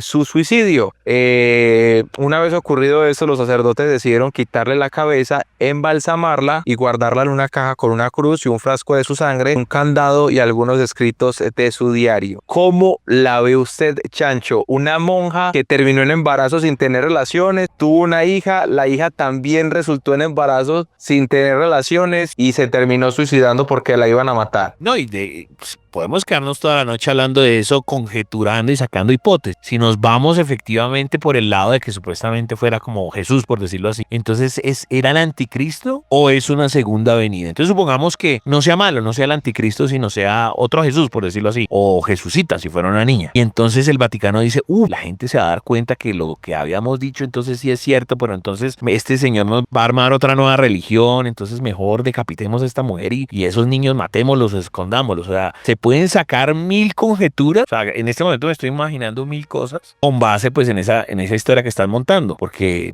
o a lo mejor entonces sigue viva y resulta que el cráneo es de esa vieja, no sé, la María Rosenthal está en serio con el verdadero Jesús o Jesusa en un lado, ¿no? O sea, se me ocurren muchas formas y está bien creepy. ¿Y usted qué opina? No, la verdad, Chancho, yo el caso no lo conocía, no conocía ni siquiera como la historia, pero cuando me puse como a investigar, yo sí quedé como, uy, fue madre, o sea, como una persona puede tener o sea, puede pasar, pero ¿cómo es posible que tenga un hijo sin tener relaciones y luego ese hijo termine en embarazo nuevamente sin tener relaciones? Sí, claro, y por eso como la Virgen María, entonces a partir de ahí pues se me ocurre el resto. Pero se supone que la Virgen María supuestamente tuvo más hijos, en cambio esta no había tenido ni el primero. Bueno, igual si nos metemos por ese lado, que acuérdense que las Biblias hay más, y hay libros perdidos de la Biblia, ¿no? Y se habla de los hermanos de Jesús, se habla de la misma esposa de Jesús, hay unas historias, la misma familia también después de Caín y Abel, o sea, hay unas cosas que uno dice miércoles, esta vaina, ¿cómo encontrarle sentido a esto? Hay muchas cosas que ya son paranormales per se, y a esta historia que usted me cuenta, pues le podemos agregar muchas cosas más. Pues algo más que decir, Toby, estuvo buena esa última, ¿eh? No, Chancho, yo la verdad le voy a mandar a usted la foto para que la publiquemos a través de nuestro numeral La Caja de Pandora y los oyentes obviamente pues vean cómo es la cabeza y su frasco y todo este tema. Ok, señores, ¿usted cree que sí, cree que no? ¿Fue otra Virgen María? ¿Sabía de este caso de Rosenthal? Igual háganoslo saber. ¿En dónde? En numeral La Caja de Pandora de los 40. Las posesiones.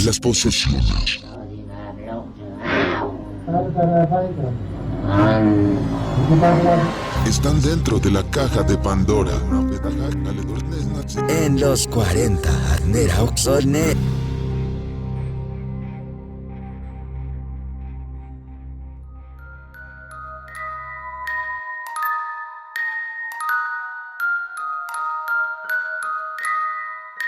El caso de Giselle Pelicot, un caso realmente estremecedor que obviamente habla de crónica roja, de deshumanidad, de un poco de cosas asquerosas que uno no puede entender cómo el humano las tiene en la cabeza. Y su propio marido, quien la drogaba para hacer un poco de fantasías aberrantes, de fetichos grotescos, hasta que la mujer obviamente pues despierta en sentido figurado, bueno, literal, y puede denunciarlo. Todo esto lo va a explicar Toby y obviamente tiene que ver en este tipo de temas que hablamos, de temas judiciales, también policíacos, porque tiene que ver con el terror real. Eso sí tuvo que haber sido atemorizante, además convocando personas ajenas, llamando personas para que abusaran de esta pobre mujer. Grotesco, y todo lo cuenta en sus crónicas, en sus investigaciones, el señor DJ Toby, @DJ Toby FM, aquí en la Caja de Pandora de los 40. Investigaciones, relatos, invitados, es lo que tenemos también a través de nuestra Caja de Pandora de los 40, el podcast más paranormal. Recuerde que se pueden suscribir a través de nuestra cuenta en YouTube como Los 40 Colombia y también a través de nuestra cuenta en Spotify. @DJ Toby quien los acompaña con el Chancho, y hablando de casos que han impactado al mundo, hay que hablar del caso Pelicot, porque un tribunal francés condenó a 20 años de cárcel a Dominique Pelicot, el hombre acusado de drogar y violar a su esposa, ella llamada Gisèle Pelicot, y también reclutar a más de 50 hombres para abusar de ella durante 10 años. El exmarido pues ha sido declarado culpable por los cargos de violación agravada, entre otros delitos, y recibió una pena máxima estipulada por la ley francesa. Todos los acusados de este histórico proceso han sido declarados culpables por el tribunal y en su gran mayoría por violación agravada. Este dictamen fue forjado por 5 jueces. Dominique Pelicot fue sentenciado a 20 años de prisión por la violación agravada y realización y distribución de imágenes de Gisèle Pelicot y la realización de también contenido de imágenes sexuales de su hija mayor Caroline. Este hombre no podrá optar a la libertad condicional hasta que haya cumplido 2/3 de la pena. Los otros 50 acusados recibieron penas entre 3 y 15 años, inferiores a lo que pidieron los fiscales de ellos. 46 fueron declarados culpables de violación, 2 fueron declarados culpables de intento de violación y 2 fueron declarados culpables por agresión sexual. Tras la condena, Dominique Pelicot rompió a llorar en la sala del tribunal por este juicio que ya duraba casi 4 meses. Laura Gossi, la enviada especial de la BBC, contó que por parte de la mujer víctima, esta apoyó la cabeza contra las paredes del tribunal mientras su familia procesaba todo lo que había ocurrido. La familia, la verdad, no parece entusiasmada, la verdad, por todo lo que pasó en las circunstancias, pero según mis cálculos, todos los acusados, excepto Dominic, recibieron menos prisión de lo que habían pedido los fiscales. Las otras condenas, pues se recibieron entre 3 y 15 años de prisión entre los que participaron. Después de Pelicot, la asistencia más alta fue Romain, un hombre de 63 años. Ya era una persona pensionada que visitó la casa de este hombre en 6 ocasiones y se sabía que era positivo para VIH. Ya cumplía 15 años. Jean-Pierre también participó en esto y fue condenado a 12 años. Este hombre, aparte de drogarla, también la violó en su propia casa. Para este pedían 17 años. Un hombre de 30 años que se llama Hassan es el único de los acusados que se dio a la fuga y fue juzgado en ausencia y sentenciado a 12 años de prisión. La sentencia más baja fue de 3 años con 2 hombres que se llamaban Joseph, de 69 años, y declarado culpable por manoseo y no de violación.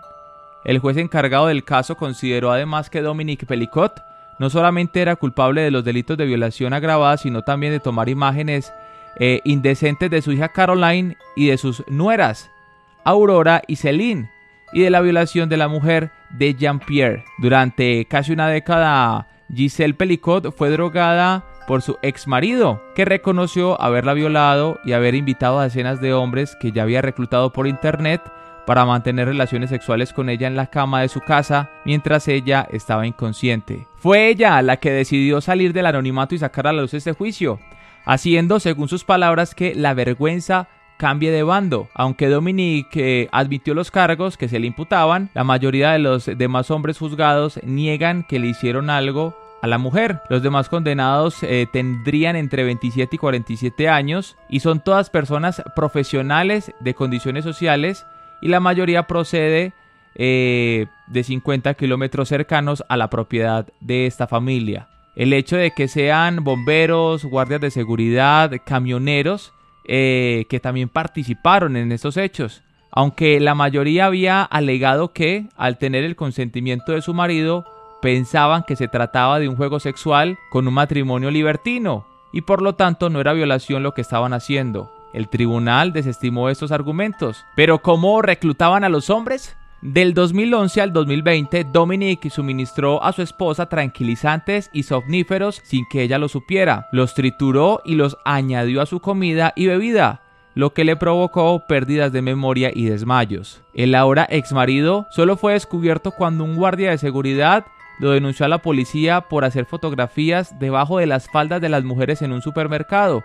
Hasta entonces, ella no era consciente de los horrores de su marido y que estaba cometiendo con ella. Ella decía que pensaban que era una pareja unida y declaró esto en el tribunal. En lugar de eso, Dominic entraba en una conocida página web que ahora está prohibida, llamada coco.fr, para invitar a hombres de la zona a su casa para que mantuviesen relaciones sexuales con ella mientras ella estaba en coma. Giselle, de 72 años, se ha convertido en un símbolo en Francia por el coraje de haber demostrado durante todo este proceso y que acudía día a día a la sala de audiencias, primero escudada tras sus lentes de sol y más adelante quitándoselos, demostrando que ella no tenía nada de qué avergonzarse. No era solo un gesto contra el sol de otoño que se desvivía en la ciudad, y esto pues hacía que otras mujeres también se atrevieran a denunciar casos parecidos. También era una pista de que había superado un punto de inflexión, uno de los hechos que ha marcado este lento y doloroso proceso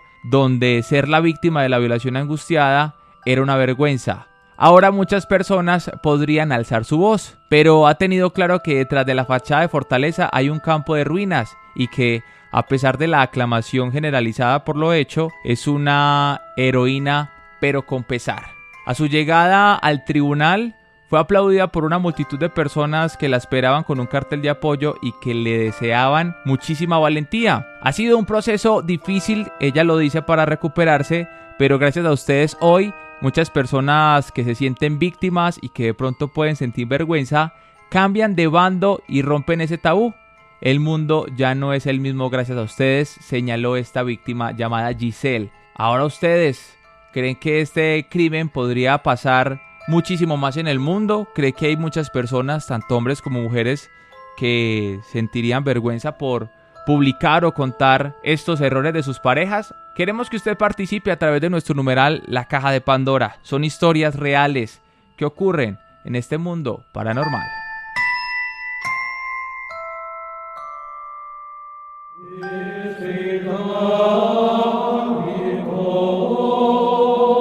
Los estigmas están dentro de la caja de Pandora. En los 40.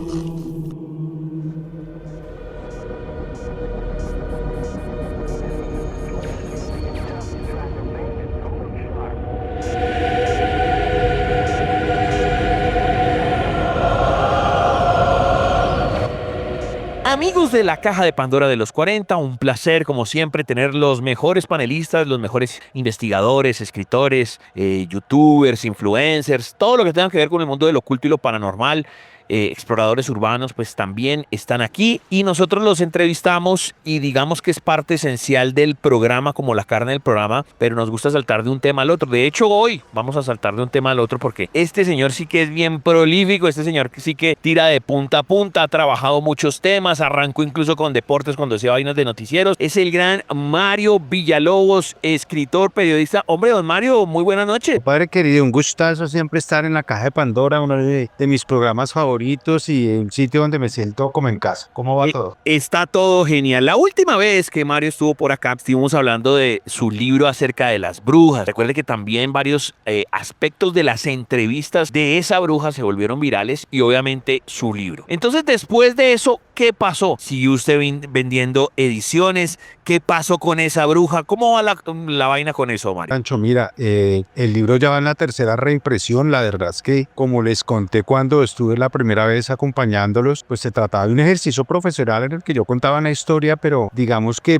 gracias a la generosidad de colegas como ustedes que me abren la puerta para contar de eso y también a la insistencia de la gente, pues empezamos ya a escribir el segundo volumen, que en este momento ya está en edición y va a estar muy pronto, en cuestión de semanas, ya en el mercado, la segunda parte de las aventuras de Sofía, que realmente yo la verdad no tenía muchas ganas de escribir, y lo confieso y lo he contado a muchos amigos, porque como les relaté en la primera ocasión, pues ahí hay una cantidad de energías bravas que lo atacan a uno cuando está en casa tratando de escribir, ¿no? Y resulta que en un conversatorio después de la Feria del Libro, alguien le preguntó a Sofía que cuando íbamos a contar más cuentos, y Sofía les dijo, no, mire, pues es que lo que relata Mario en Confesiones de una bruja, que es el primer libro, no es ni el 10% de lo que él vio cuando estuvo haciendo su trabajo como reportero en mi casa. Y la gente, pero ¿cómo así? Y empezaron a contar, y eso fue una locura en Instagram. Entonces ahí pueden ver en mi Instagram, para que me sigan, @Marito Villalobos, cómo me escribe gente. Ayer me escribió una señora de un sitio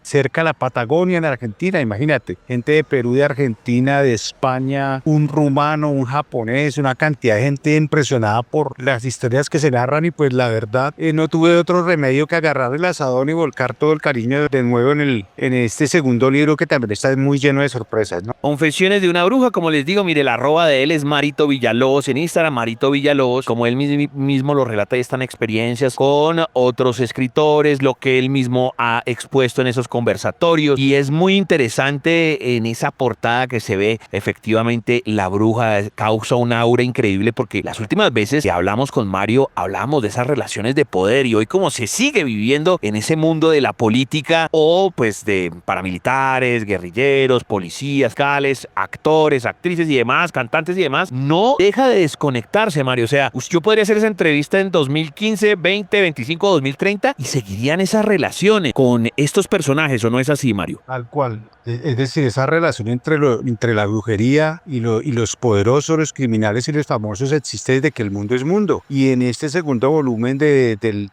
esta historia de Sofía del Guerzo, que es la protagonista de Confesiones de una bruja, pues va a haber, por ejemplo, una historia de una muy famosa presentadora de televisión que terminó metida en el mundo de las prepago forzadas, en un drama personal muy terrible. Existe también una historia con uno de los alfiles, de los lugartenientes del mexicano, el famoso narcotraficante de Gonzalo Rodríguez Gacha, y además una historia de cómo Sofía protegió esotéricamente a Horacio Serpa Uribe, que fue uno de los grandes protagonistas de la vida política del país en los 90, cuando defendió a capa y espada al gobierno de Ernesto Samper, que era muy cuestionado en esa época por la presunta infiltración de dinero del narcotráfico. Esa parte, Chancho, cuenta cómo Horacio jamás supo ni le pidió a Sofía que lo protegiera, pero ella hizo cosas para cuidarlo, porque eran amigos desde que eran jóvenes, compartieron mucho en Barranca Bermeja, que fue una de las ciudades donde ella desarrolló su entorno profesional. Y Horacio se fue a la tumba, vaya ironía, un 31 de octubre, Día de las Brujas. Y se cuentan todos los detalles de cómo un hermano de la bruja, que ya no está vivo, se llamaba Cayetano, era uno de los tipos más cercanos a Horacio Serpa, y cuando lo vio complicado con el famoso proceso 8000, le pidió a su hermana Sofía que empezara a protegerlo. Horacio nunca le pidió a Sofía que ejerciera ningún tipo de ritual, y nunca se enteró lo que ella hizo para protegerlo, entre otras cosas porque era un señor absolutamente devoto y muy serio con ese tema del catolicismo, ¿no? Ok, sin adentrarnos de pronto tanto en detalles, pero sí pues como las anécdotas que mueven este programa, cuando vos te referís a que ella protege, es decir, también había otra bruja del otro lado, es decir, X candidato utiliza su bruja y ella se da cuenta, uy, estos manes le están haciendo favor a ese partido, entonces yo le voy a hacer el favor a Horacio, algo así, o me estoy enloqueciendo. No, todo lo contrario. Digamos, Horacio Serpa empieza a embolatarse con el tema del proceso 8000 y defender a Ernesto Samper, y le citan al Congreso de la República, le hacen para hacer lo que se denomina una moción de censura, que es una figura de control político que puede determinar eventualmente su salida del cargo, ¿no? Y Sofía hizo una cantidad de sortilegios para que los representantes y senadores que estaban citados a esa reunión no asistieran. Los congresistas estaban en los pasillos y no en el recinto de la plenaria, ¿no? Y poco después, cuando ya Serpa se lanza como candidato a la presidencia, ella vislumbra en un sueño que va a ser atacado o va a ser víctima de un atentado en un barrio llamado Aranjuez en Medellín, y hace un conjuro de protección que él nunca supo que ella hizo, y lo salvó, según ella, según su relato, lo salvó de un atentado de un chico que finalmente fue arrestado por la policía. Entonces digamos que como que él nunca supo, Chancho nunca se enteró de lo que Sofía hizo, pero el cariño personal y la admiración profesional que ella le profesaba, pues lo llevó a darle una mano, aunque él nunca se enteró ni nunca se lo pidió, ¿no? Ok, y ya me imagino que esto ya es un post-libro, es decir, sea primero, segundo o si alguna vez llega a haber tercero. ¿Ella cómo está? Es decir, porque cuando uno dice yo todo el tiempo me he dedicado a esto y se está comiendo todas esas energías, pues uno pensaría que ya es literalmente como la bruja de Blancanieves y uno la ve pues muy férrea, es decir, como que entonces sus propias contras son muy fuertes porque no se ve mal, Sofía. ¿O usted qué siente de ella? No, está muy bien. De hecho, digamos que obviamente los años no pasan en vano, ¿no? Por supuesto, y ella vive en Barranquilla y cuando viene a Bogotá le cuesta mucho el soroche, ¿no? El mal de altura le da muy duro y en ocasiones pues tiene que recurrir a una pipa de oxígeno para no ahogarse, pero desde el momento en que ella abandonó ese mundo negro y se redimió, pues su vida ha sido otra, se han ido de su lado una cantidad de presencias que ella sabía y relataba que eran muy pesadas, ¿no? De hecho, ella algún día me contaba, y lo relataremos en el segundo libro, es cómo ella misma también se hacía limpiezas con otra amiguita bruja igual de poderosa ella en La Guajira, cómo visitaba a los mamos de la Sierra Nevada de Santa Marta en busca de limpiar toda esa energía con la que ella cargó, porque es muy terrible, ¿no? Y le dice a la gente en ese mensaje del primer libro, la moraleja es no se metan con esto porque si no lo pude dominar yo que tenía un don, calcule lo que puede pasar con un cristiano, ¿no? Y en el segundo libro se narra, es el lado B de ese disco, Chancho, porque narra es un homenaje al amor de familia, y narra cómo su hija, la única que le sobrevive de los tres,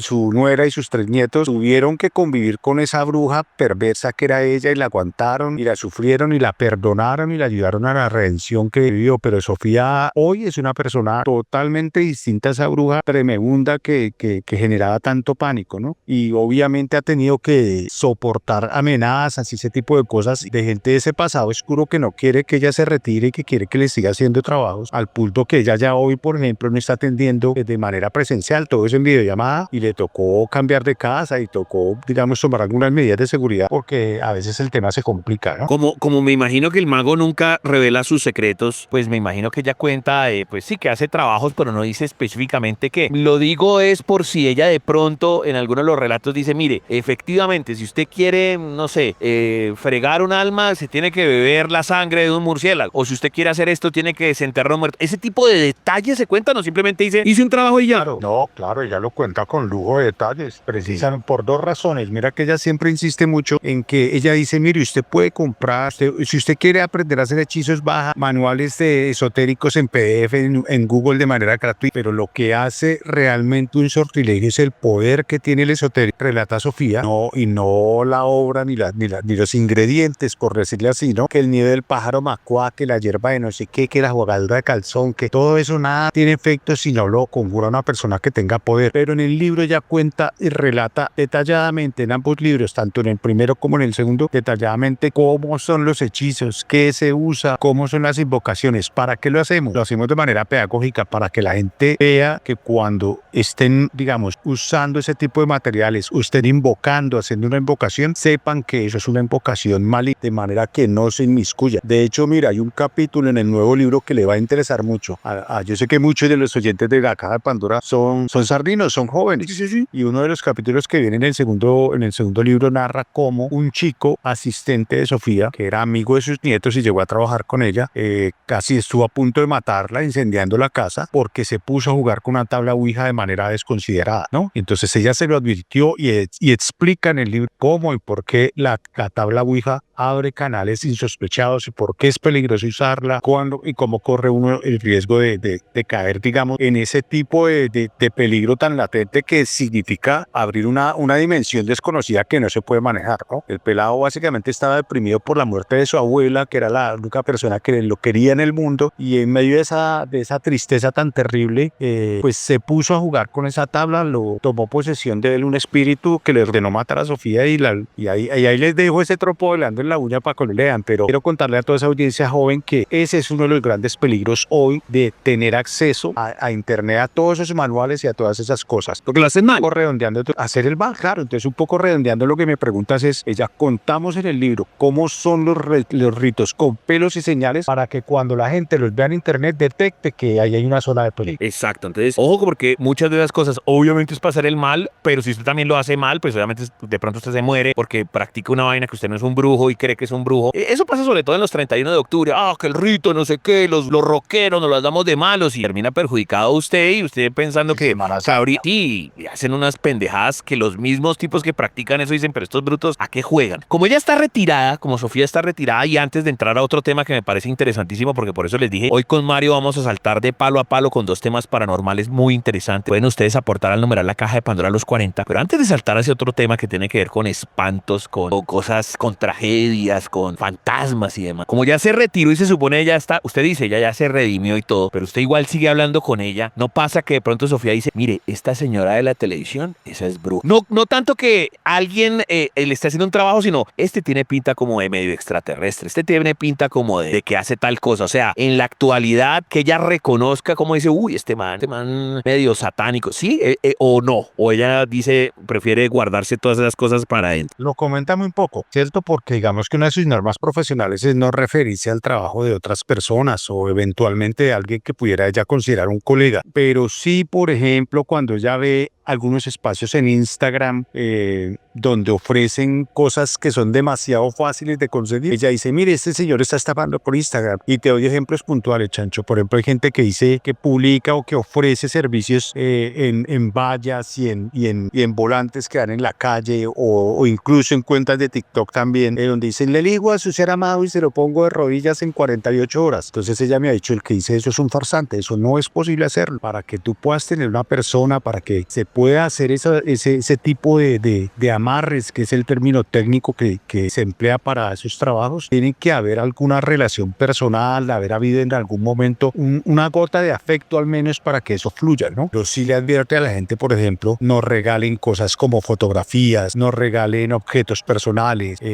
ropa, los pañuelos, corbatas, prendas que son como de uso muy cotidiano, ¿no? Pero sí identifica cada rato, especialmente en redes sociales, y este también es un consejo muy cariñoso y respetuoso para los oyentes de La Caja de Pandora. Pilas con toda esa gente que ofrece cosas por internet, porque normalmente son charlatanes. Eso es que dice, Sofía dice, mira, muchos de esos dicen, les revelo los números para ganarse la lotería, el baloto, el no sé qué, el chance. En la plata. Ella dice, si eso fuera así de sencillo, pues ellos mismos ya se lo hubieran ganado, ¿no? Total. Entonces eso está lleno de gente, sabe el tema como ella, que fue perversa en su momento y ahora está haciendo uso de buen retiro, pero especialmente de charlatanes que pululan. Ok, ahora vamos a tirarla al otro palo, y es que dijimos, bueno, yo quiero saber en cómo va lo del libro, toda la vaina. Recuerden que pronto también viene todo lo del festival del libro, por decirlo así, o de la feria del libro en Bogotá y obviamente en otras ciudades. Y cuando yo estaba hablando con Mario, entonces me dice, no, pues que hombre, no se puede hacer la conexión porque estoy en Armero. Y para el que no sepa, porque de pronto vive debajo de una piedra o es muy joven, y más bien nosotros, Mario y yo, somos los viejitos,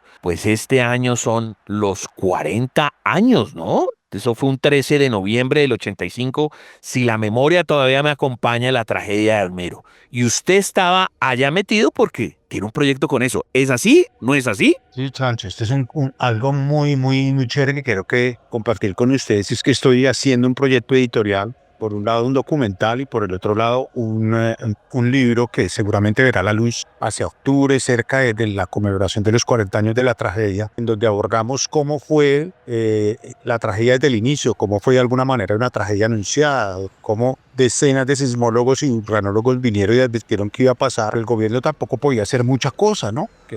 No teníamos ni siquiera el concepto de gestión de riesgos había desarrollado a nivel mundial ni nacional, y no teníamos la tecnología como para monitorear el volcán. Y eso derivó en una tragedia que dejó 25.000 personas muertas, cuyos restos reposan hoy en ese camposanto que está lleno de una cantidad de energías muy pesadas, ¿no? Donde es muy difícil llegar a trabajar, donde el día que me llamaste casualmente yo estaba entrando y saliendo, y hay una cosa muy especial, y es que ahora el celular tienen señal ahí hasta cuando uno entra al camposanto y se pierde la señal inexplicablemente, ¿no? Y empieza uno a recorrer y se encuentra con que el cementerio, por ejemplo, de Armero, increíblemente quedó intacto luego de la tragedia. Una cosa que eran olas, según me cuentan los sobrevivientes que he entrevistado, unas horas que ellos calculaban de entre 7 y 10 metros, viajando a 40 kilómetros por hora, se llevó todo cuanto había, ¿no? Y uno de esos relatos que quiero compartirles porque es muy paranormal es el de Víctor Cubillos. Es un geólogo que por cuestiones del destino no iba para Armero, Chancho, iba a otra población muy cercana que se llama Fresno, y empezó a llover y a caer la famosa ceniza que cayó el día de la tragedia, y decidieron parar en Armero, que es que para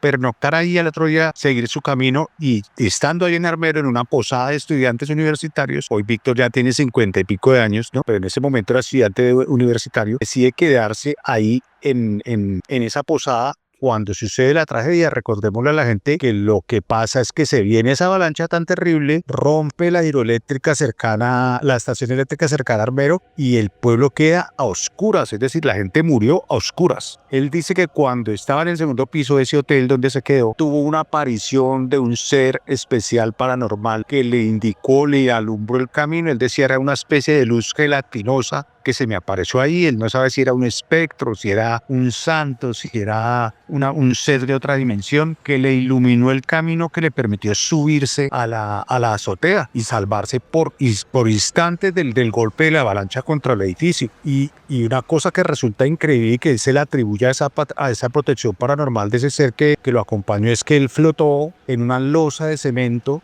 de concreto, de una de las paredes de ese hotel de estudio. Navegó, dice, cerca de 40 minutos, flotaba entre el barro hirviendo y no le pasó absolutamente nada, ni un rasguño, y él atribuye que se salvó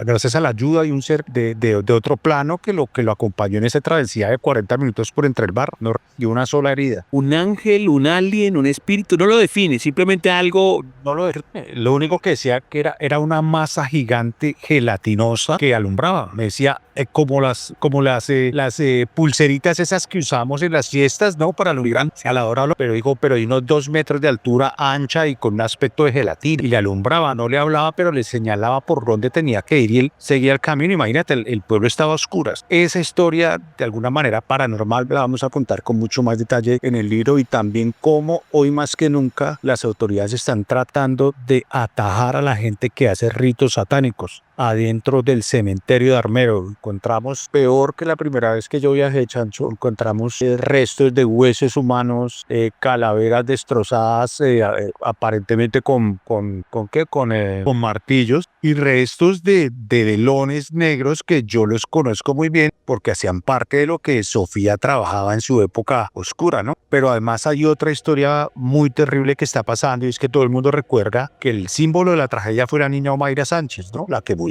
enfrente de las cámaras de televisión, etcétera. Agonizó durante 36 horas, durante 72 horas enfrente de las cámaras, y en el sitio donde ella murió, pues hay una cantidad de placas de agradecimiento por supuestos milagros que ella ha hecho. Entre ellos está la liberación de Alan Haratz, gobernador del Meta, y estuvo secuestrado por las FARC. Él acaba de perder su esposa, doña Claudia, hace unas semanas, y me contaba él que mientras estuvo en cautiverio, doña Claudia le oraba a Omaira para que lo liberaran, y cuando efectivamente él recuperó la libertad, fueron e instalaron una placa en agradecimiento, y es una romería de gente bestial todos los días llevándole a eso. Pero lo que es mucho más impresionante es que a menos de 100 metros de ahí abrieron otro altar alterno. La curia del pueblo tiene una grandísima preocupación porque se están haciendo invocaciones satánicas en nombre de Omaira. Es una de las preocupaciones que tienen hoy los sacerdotes, el obispo de la zona cercana a Armero Guayabal, que es como se llama ahora el pueblo, y y los sacerdotes que trabajan con la comunidad católica, y es la preocupación porque se están haciendo ritos satánicos en nombre de Omaira para invocarla justo cuando se está haciendo ahora una campaña para que el Vaticano la declare beata, que es como el paso anterior a declararla santa, ¿no? Eso hay un proceso religioso en que se debe mostrar que hizo unos milagros, etcétera, cosas que seguramente no debe ser tan difícil porque, como te digo, hay cerca de 400 y pico de placas de agradecimiento como las que vemos como las que uno en Monserrate, así, en acción de gracias por la recuperación de un cáncer, o sea, unas cosas que son inexplicables desde el punto de vista médico, o hijos descarriados que se enderezan y ese tipo de cosas, ¿no? Pero ahí a menos de 100 metros, y voy a estar compartiendo este material para que se lo compartamos a la gente en redes sociales, de efectivamente hay un santuario alterno donde hay símbolos satánicos, donde hay una cantidad de cosas, que muñecos similares a los de vudú. Entonces la cosa es tan intensa y tan fuerte que la mamá de Omaira, doña Leira Garzón, que los lunes iba habitualmente a arreglar la tumba de su hija, prefirió no volver porque es muy fuerte el sentimiento de frustración que le da ver que ya incluyeron a una niña que fue víctima de la tragedia, y el símbolo de la que se dice que ha hecho muchos milagros, la están invocando para cosas malas, digamos, ¿no? Y como te decía, el tema de cómo la gente entra al Camposanto, y muchísima gente, o la mayoría de la gente, cuando vuelve a salir hacia la carretera, dice: tengo un dolor de cabeza bestial, la energía es bestial. Hay gente que no aguanta caminar 2 cuadras y se devuelve. Que es que debajo de ese concreto, debajo de lo que quedó de esas ruinas, hay 25.000 almas en pena, ¿no? Eso debe ser una cantidad de energías muy bravas, de gente que dejó muchas cosas pendientes en este plano, ¿no? 25.000 está entre las tragedias más grandes de la humanidad, de la historia. O sea, es que 25.000 almas es casi el Campín. Sí, muy claro, es un poco, es como la tercera o cuarta erupción volcánica de mayor impacto a nivel de muerte de personas, ¿no? Y obviamente, mira que hay una de las cosas más extrañas que suceden, es como la gente hace un ritual llegan a lo que fueron lo que fue su casa o la casa de sus papás, que está hoy destrozada, llena de matorrales, de árboles, etcétera, y encuentran, empiezan a limpiar la casa y le colocan un letrero que dice: no está en venta, como si alguien la fuera a comprar, o relatan como, por ejemplo, ahí mismo hacían ritos satánicos, se han encontrado restos de ceremonias satánicas al interior de los restos de casas. Lo que era antes solamente en el cementerio está empezando a presentarse también en las casas, en los restos de las casas que sobrevivieron. Y otra de las cosas que arrojó el trabajo de campo es cómo hay unas manifestaciones de lo que los guías turísticos, porque además hay que decir a la gente que hay un recorrido turístico nocturno por Armero en el que la gente la llevan al cementerio, y los que tienen las pelotas suficientes para recorrer eso de noche lo hacen. Uno de los relatos de los guías es que hay un sector a espaldas de donde murió Omaira Sánchez, donde la energía es mucho más brava, porque ahí falleció la gente a la que los saqueadores le robaron cosas. Yo les pregunté que me explicaran un poco cómo era el tema, y me dijo: mire, hubo mucha gente que estaba agonizando atrapada entre el barro, y los saqueadores que llegaron de todas las partes del país e incluso del mismo Armero les robaban las joyas que cargaban, anillos, cadenas, relojes, y les hundían la cabeza dentro del barro para que se terminaran de ahogar. Entonces, algunos socorristas que fueron testigos de eso, y sobrevivientes que fueron testigos de eso, dicen que hay un sector específico atrás de donde murió Mayra Sánchez, donde la energía es mucho más brava y donde suceden episodios paranormales con mucha mayor intensidad, donde se oyen ruidos, donde se oye la gente, digamos, supuesta sabe más en pena, quejándose de noche, llorando porque las asesinaron ahí en medio del barro, ¿no? Todo eso hace parte como de ese paisaje paranormal que enfrentan quienes van a Armero, ¿no? De hecho, allá a las 6 de la tarde o apenas empieza a caer el sol, los guías turísticos se van, la gente que vende helados o comida así de manera informal se va, el centro de visitantes, que es un pequeño museo, cierra tan pronto empieza a bajar el sol, que todo el mundo dice que la energía es muy brava, ¿no? De hecho, los guías me relataron que hace un par de años estuvo un equipo de televisión de Chile que vino, y una cosa absolutamente bestial, salieron despavoridos corriendo porque tuvieron tocamientos, una niña reportera y unos productores tuvieron tocamientos, les jalaban las cosas, las cámaras no funcionaban, lo que es como muy habitual en este tipo de situaciones, ¿no? Total. Y yo quisiera entonces cerrar con esto, ya que estamos hablando de este trabajo de campo que conllevará obviamente pues una obra literaria y también un tema de documental. En primera persona, ¿sentiste los fantasmas? ¿Sentiste la psicofonía, las voces? ¿O solamente que los relatos dicen que sí se oyen, pero vos no sentiste nada. Lo que yo sentí fue una energía muy brava. En la primera ocasión que yo hice trabajo de campo, que fue cuando hicimos el documental, yo iba acompañado de un par digamos, de personas del equipo, mi productor Mauricio Miranda y mi compañero camarógrafo Pachito Ruiz, y sentíamos cuando fuimos al cementerio, Pacho no alcanzó a durar 5 minutos grabando. Me dijo, no, hermano, no puedo, me da escalofrío, me espeluzno, no fui capaz. Yo fui cuando el día que tú y yo charlamos la semana pasada para cuadrar esta entrevista, yo fui más o menos un martes o miércoles y yo fui como a las 4 de la tarde cuando sabía que pues todavía había como luz día para poder hacer algunas fotografías y tener videos en formato vertical para compartirles en redes sociales, y no fui capaz de entrar más allá de 2 cuadras. Yo sentía que me estaban mirando, sentía pasos detrás mío, sentía una energía pesada, sentía que el ruido de los animales estaba muy cerca, ¿no? Y cuando crucé la carretera desde el centro de visitantes hacia enfrente, que queda el Hospital San Lorenzo, que es el hospital que sobrevivió, yo, para montarme a mi carro, vi una bandada de murciélagos que se posó alrededor del carro, que de una forma tan aterradora que yo no fui ni siquiera capaz de agarrar el celular para hacer una foto o un video, sino que arranqué y me fui y dije no vuelvo porque me asusté demasiado, ¿no? Y el otro día cuando volví hablé con los guías, me dijo, no, es que usted cómo se le ocurre meterse aquí solo, se tiene que ir acompañado porque la energía acá es muy tesa. Acuérdese que acá hay 25.000 personas, 25.000 almas que están en pena, todas dejaron algo pendiente, nadie por supuesto quiere morirse de una manera tan trágica, y aquí pasan cosas. El único remanso como de paz que uno experimenta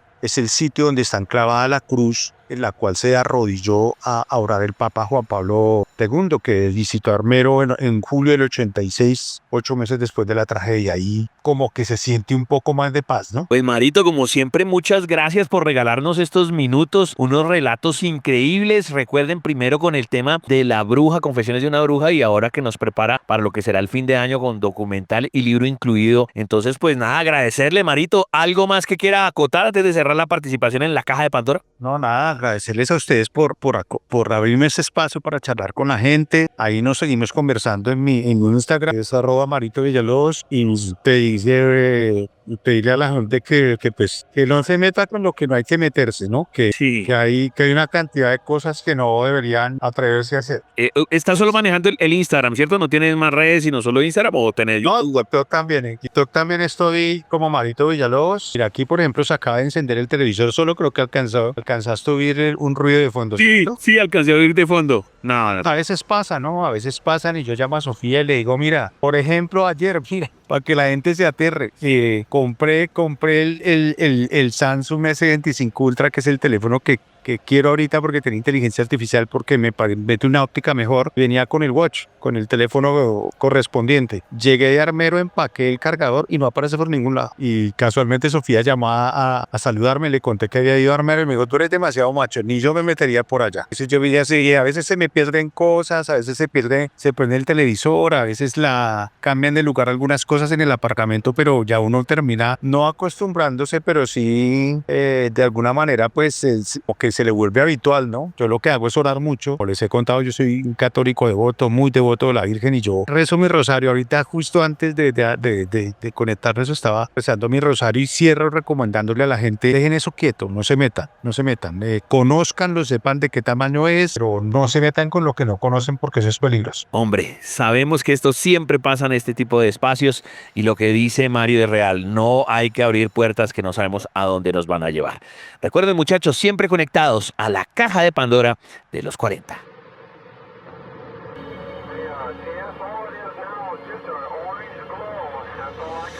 Los ovnis están dentro de la Caja de Pandora. En los 40.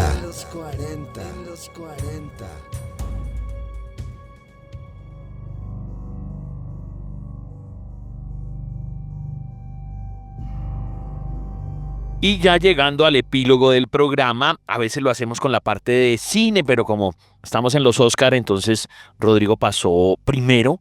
Estamos en plenos Oscar y él hizo como un pequeño resumen de las películas finales. Vamos a dejarle este último pedazo al gran Rafael Jordán, que nunca había tratado de este tema. Y es un tema muy interesante. Ahora lo podemos ampliar. El tema de las personas que fallecen en cavernas o que simplemente dan por desaparecidas cuando están haciendo este tipo de exploraciones. Es muy interesante. Vamos a ver con cuáles sale. Seguramente un top de ellas, porque como les digo, hay muchísimo de este tema y si a ustedes les gusta podemos ampliar para una próxima oportunidad. Hoy el programa ha estado súper potecudo y muy bacano lo que nos ofreció también Mario Villalobos, lo que hizo también el señor DJ Toy con Vanessa, la chica que está hablando de hipnosis y que se va a explayar todo este mes aquí en la Caja de Pandora de los 40. Así que, sin más preámbulos, el señor Rafael Jordán, por favor síganlo en Instagram, Rafael Jordán Gelo con H, o si no, @la7sombra en Twitter, @la7sombra en Twitter.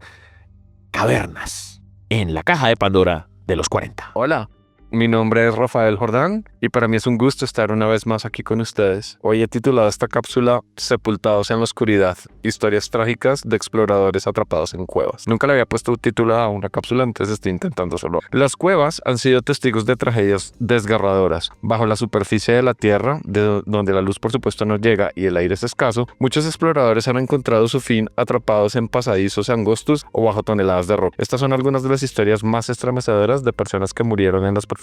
La primera a la que les voy a mencionar es la de Floyd Collins, el espeleólogo que murió convertido en un espectáculo en 1925 en los Estados Unidos. En ese año, Floyd Collins, quien era una persona muy experta en este tema, exploraba Sand Cave en Kentucky en busca de un nuevo acceso turístico. Mientras se arrastraba por un estrecho túnel, una roca cayó sobre su pierna, inmovilizando. Collins quedó atrapado a 20 metros de profundidad en un pasadizo de tan solo 25 centímetros de ancho. Los intentos de rescatarle fueron inútiles, realmente fueron un desastre. La estrechez del túnel impedía sacarlo y cada movimiento arriesgaba un derrumbe adicional. La prensa convirtió el caso en un circo mediático, por supuesto. Miles de curiosos acudieron al lugar para seguir el drama. Después de 14 días, Collins muere, pues por inanición y por exposición al frío. Cuando finalmente lograron llegar a él, ya era muy tarde.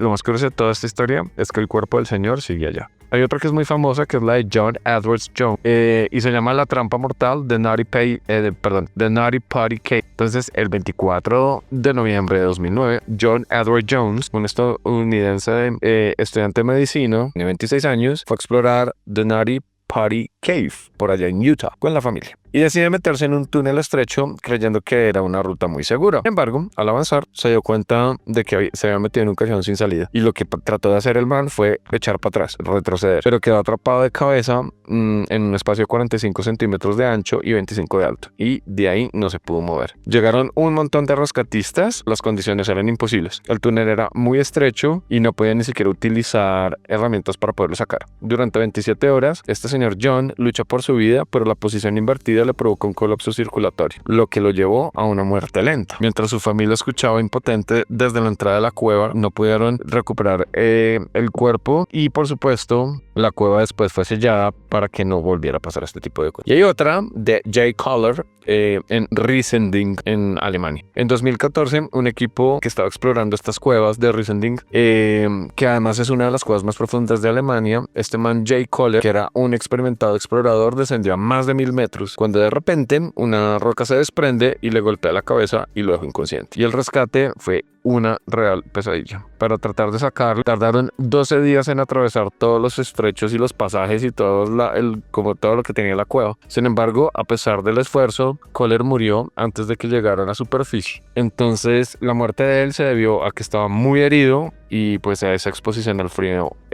extremo. Y adicionalmente, esta operación de rescate fue una de las más costosas y difíciles en la historia, digamos que reciente. Y como estas, hay un montón de historias. Este es un tema bastante extenso, pero me vine con las que me parecieron más impactantes. Como siempre, espero les haya gustado esta intervención. No olviden seguirme en redes sociales, en Instagram como Rafa Jordán Gelo, en TikTok como Rafael Jordán Gelo y en X como LA el número 7 sombra, @la7 sombra. Y como siempre, les mando mucha buena vibra.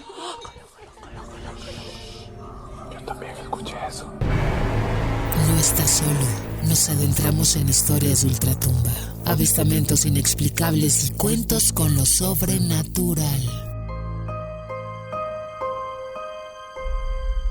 En la caja de Pandora de los 40.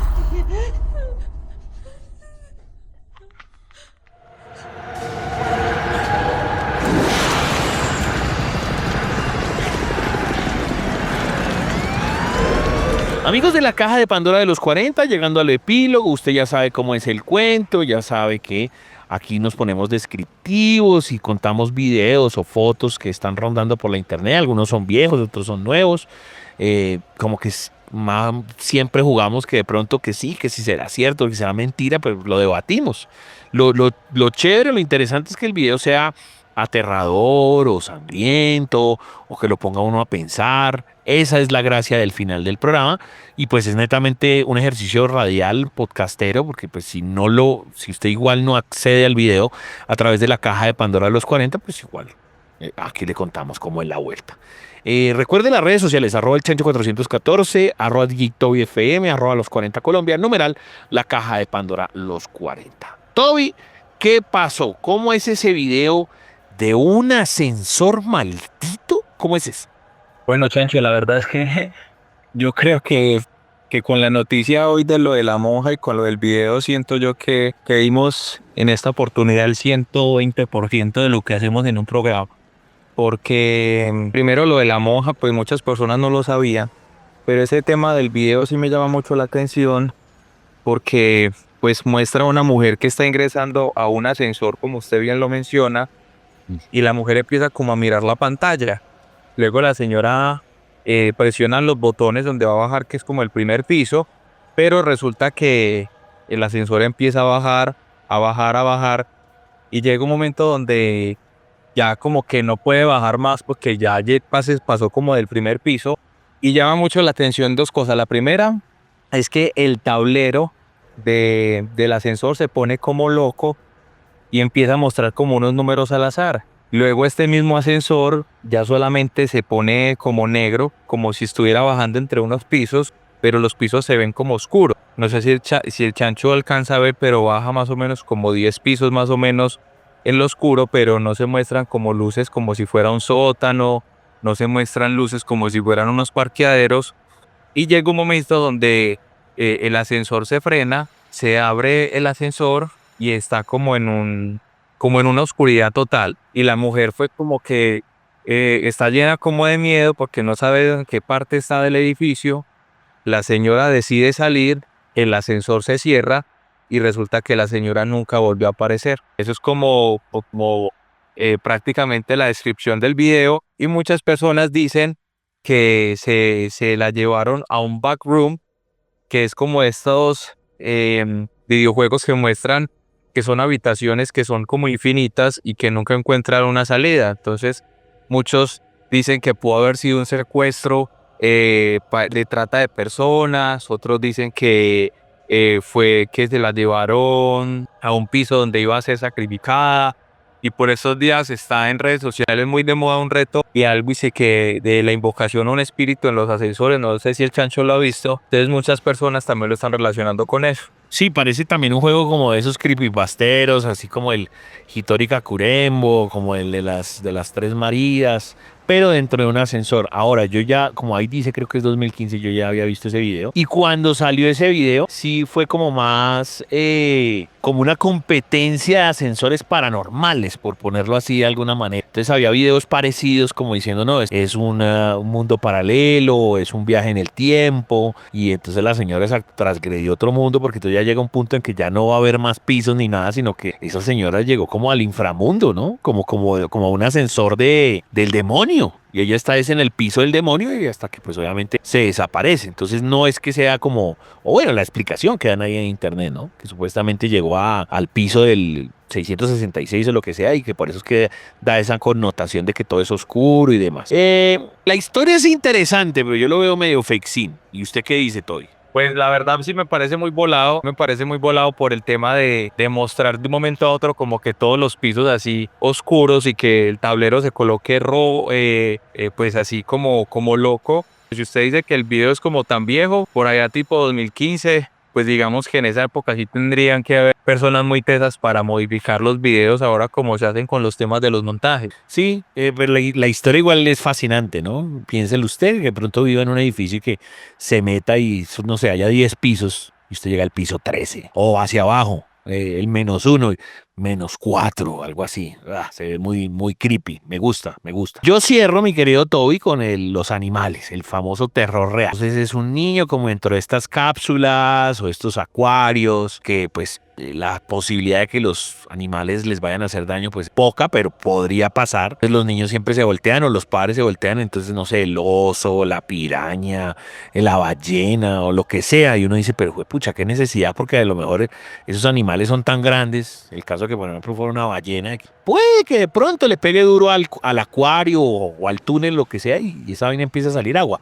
Entonces de pronto no lo mata el tarascazo, pero sí lo mata que se ahogue. Entonces el niño ahí en ese como pseudo acuario y se lanza un cocodrilo, hermano. El terror real, ahí no hay nada de fake ni nada, es un video absolutamente natural de lo que uno sentiría cuando uno toca ahí el acuario y que se venga el oso polar o se venga la ballena o el tiburón. Y obviamente en esos videos, cuando son niños, pues el grito del niño es lo que lo pone a uno los pelos de punta. Igual, a ver, uno como turista quiere esas jugarretas, ¿no? Quiere como esas emociones, pero también hay una parte de uno que uno dice, pero qué necesidad. ¿Qué opina de ese cocodrilo? ¿Qué tal que se abalance ese cocodrilo sobre usted? ¿Y usted qué haría? No, pues uno que hace chancho, ya eso es puro gameo, ya uno sabe que si eso se lo llega uno a topar, sea en un río, sea en un bosque, ya uno no tiene nada que hacer. Esos animales, con un solo morrizo que le peguen a uno, ya con eso creo yo que ya uno se puede despedir. Yo creo que si un animal de esos, por ejemplo, le llega a salir a uno por la espalda, uno no le da ni tiempo de reaccionar. Sí, no, claro. Todo eso, si le sale por detrás de usted, parpadea y ya está prácticamente frente a San Pedro. Sí, obvio. Entonces por eso digo, en esos ambientes controlados uno sabe que como que se salva. Pero si de verdad fuera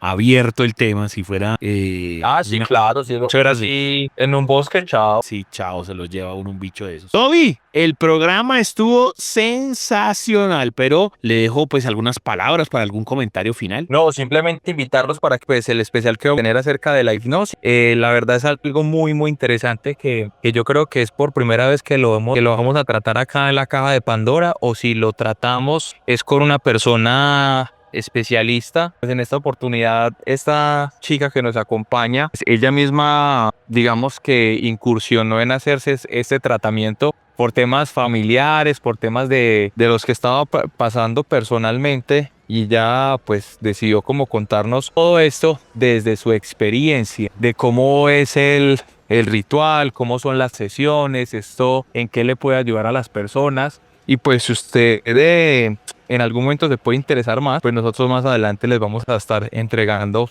la información de cómo usted lo puede realizar. Entonces esto obviamente no estamos diciendo que lo realice, simplemente es una persona que accede a contarnos su experiencia y pues que sea ella la que nos cuente qué tanto le ha servido para su vida. Tremendo, tremendo, y ya como siempre con el disclaimer para que la gente lo tenga presente. Fue una noche maravillosa, igual al que le guste consumirlo por otra plataforma pues ya en la semana queda ahí, y el disclaimer es cada cual según sus creencias religiosas, científicas y morales determina si lo que se dice acá es cierto o no. Nosotros no vendemos verdades absolutas, simplemente al principio del programa le decimos abra su mente porque va a recibir mucha información bombardeada, pero no quiere decir que ya demos todo por hecho ni le estamos ordenando ni nada, sino cada cual verá.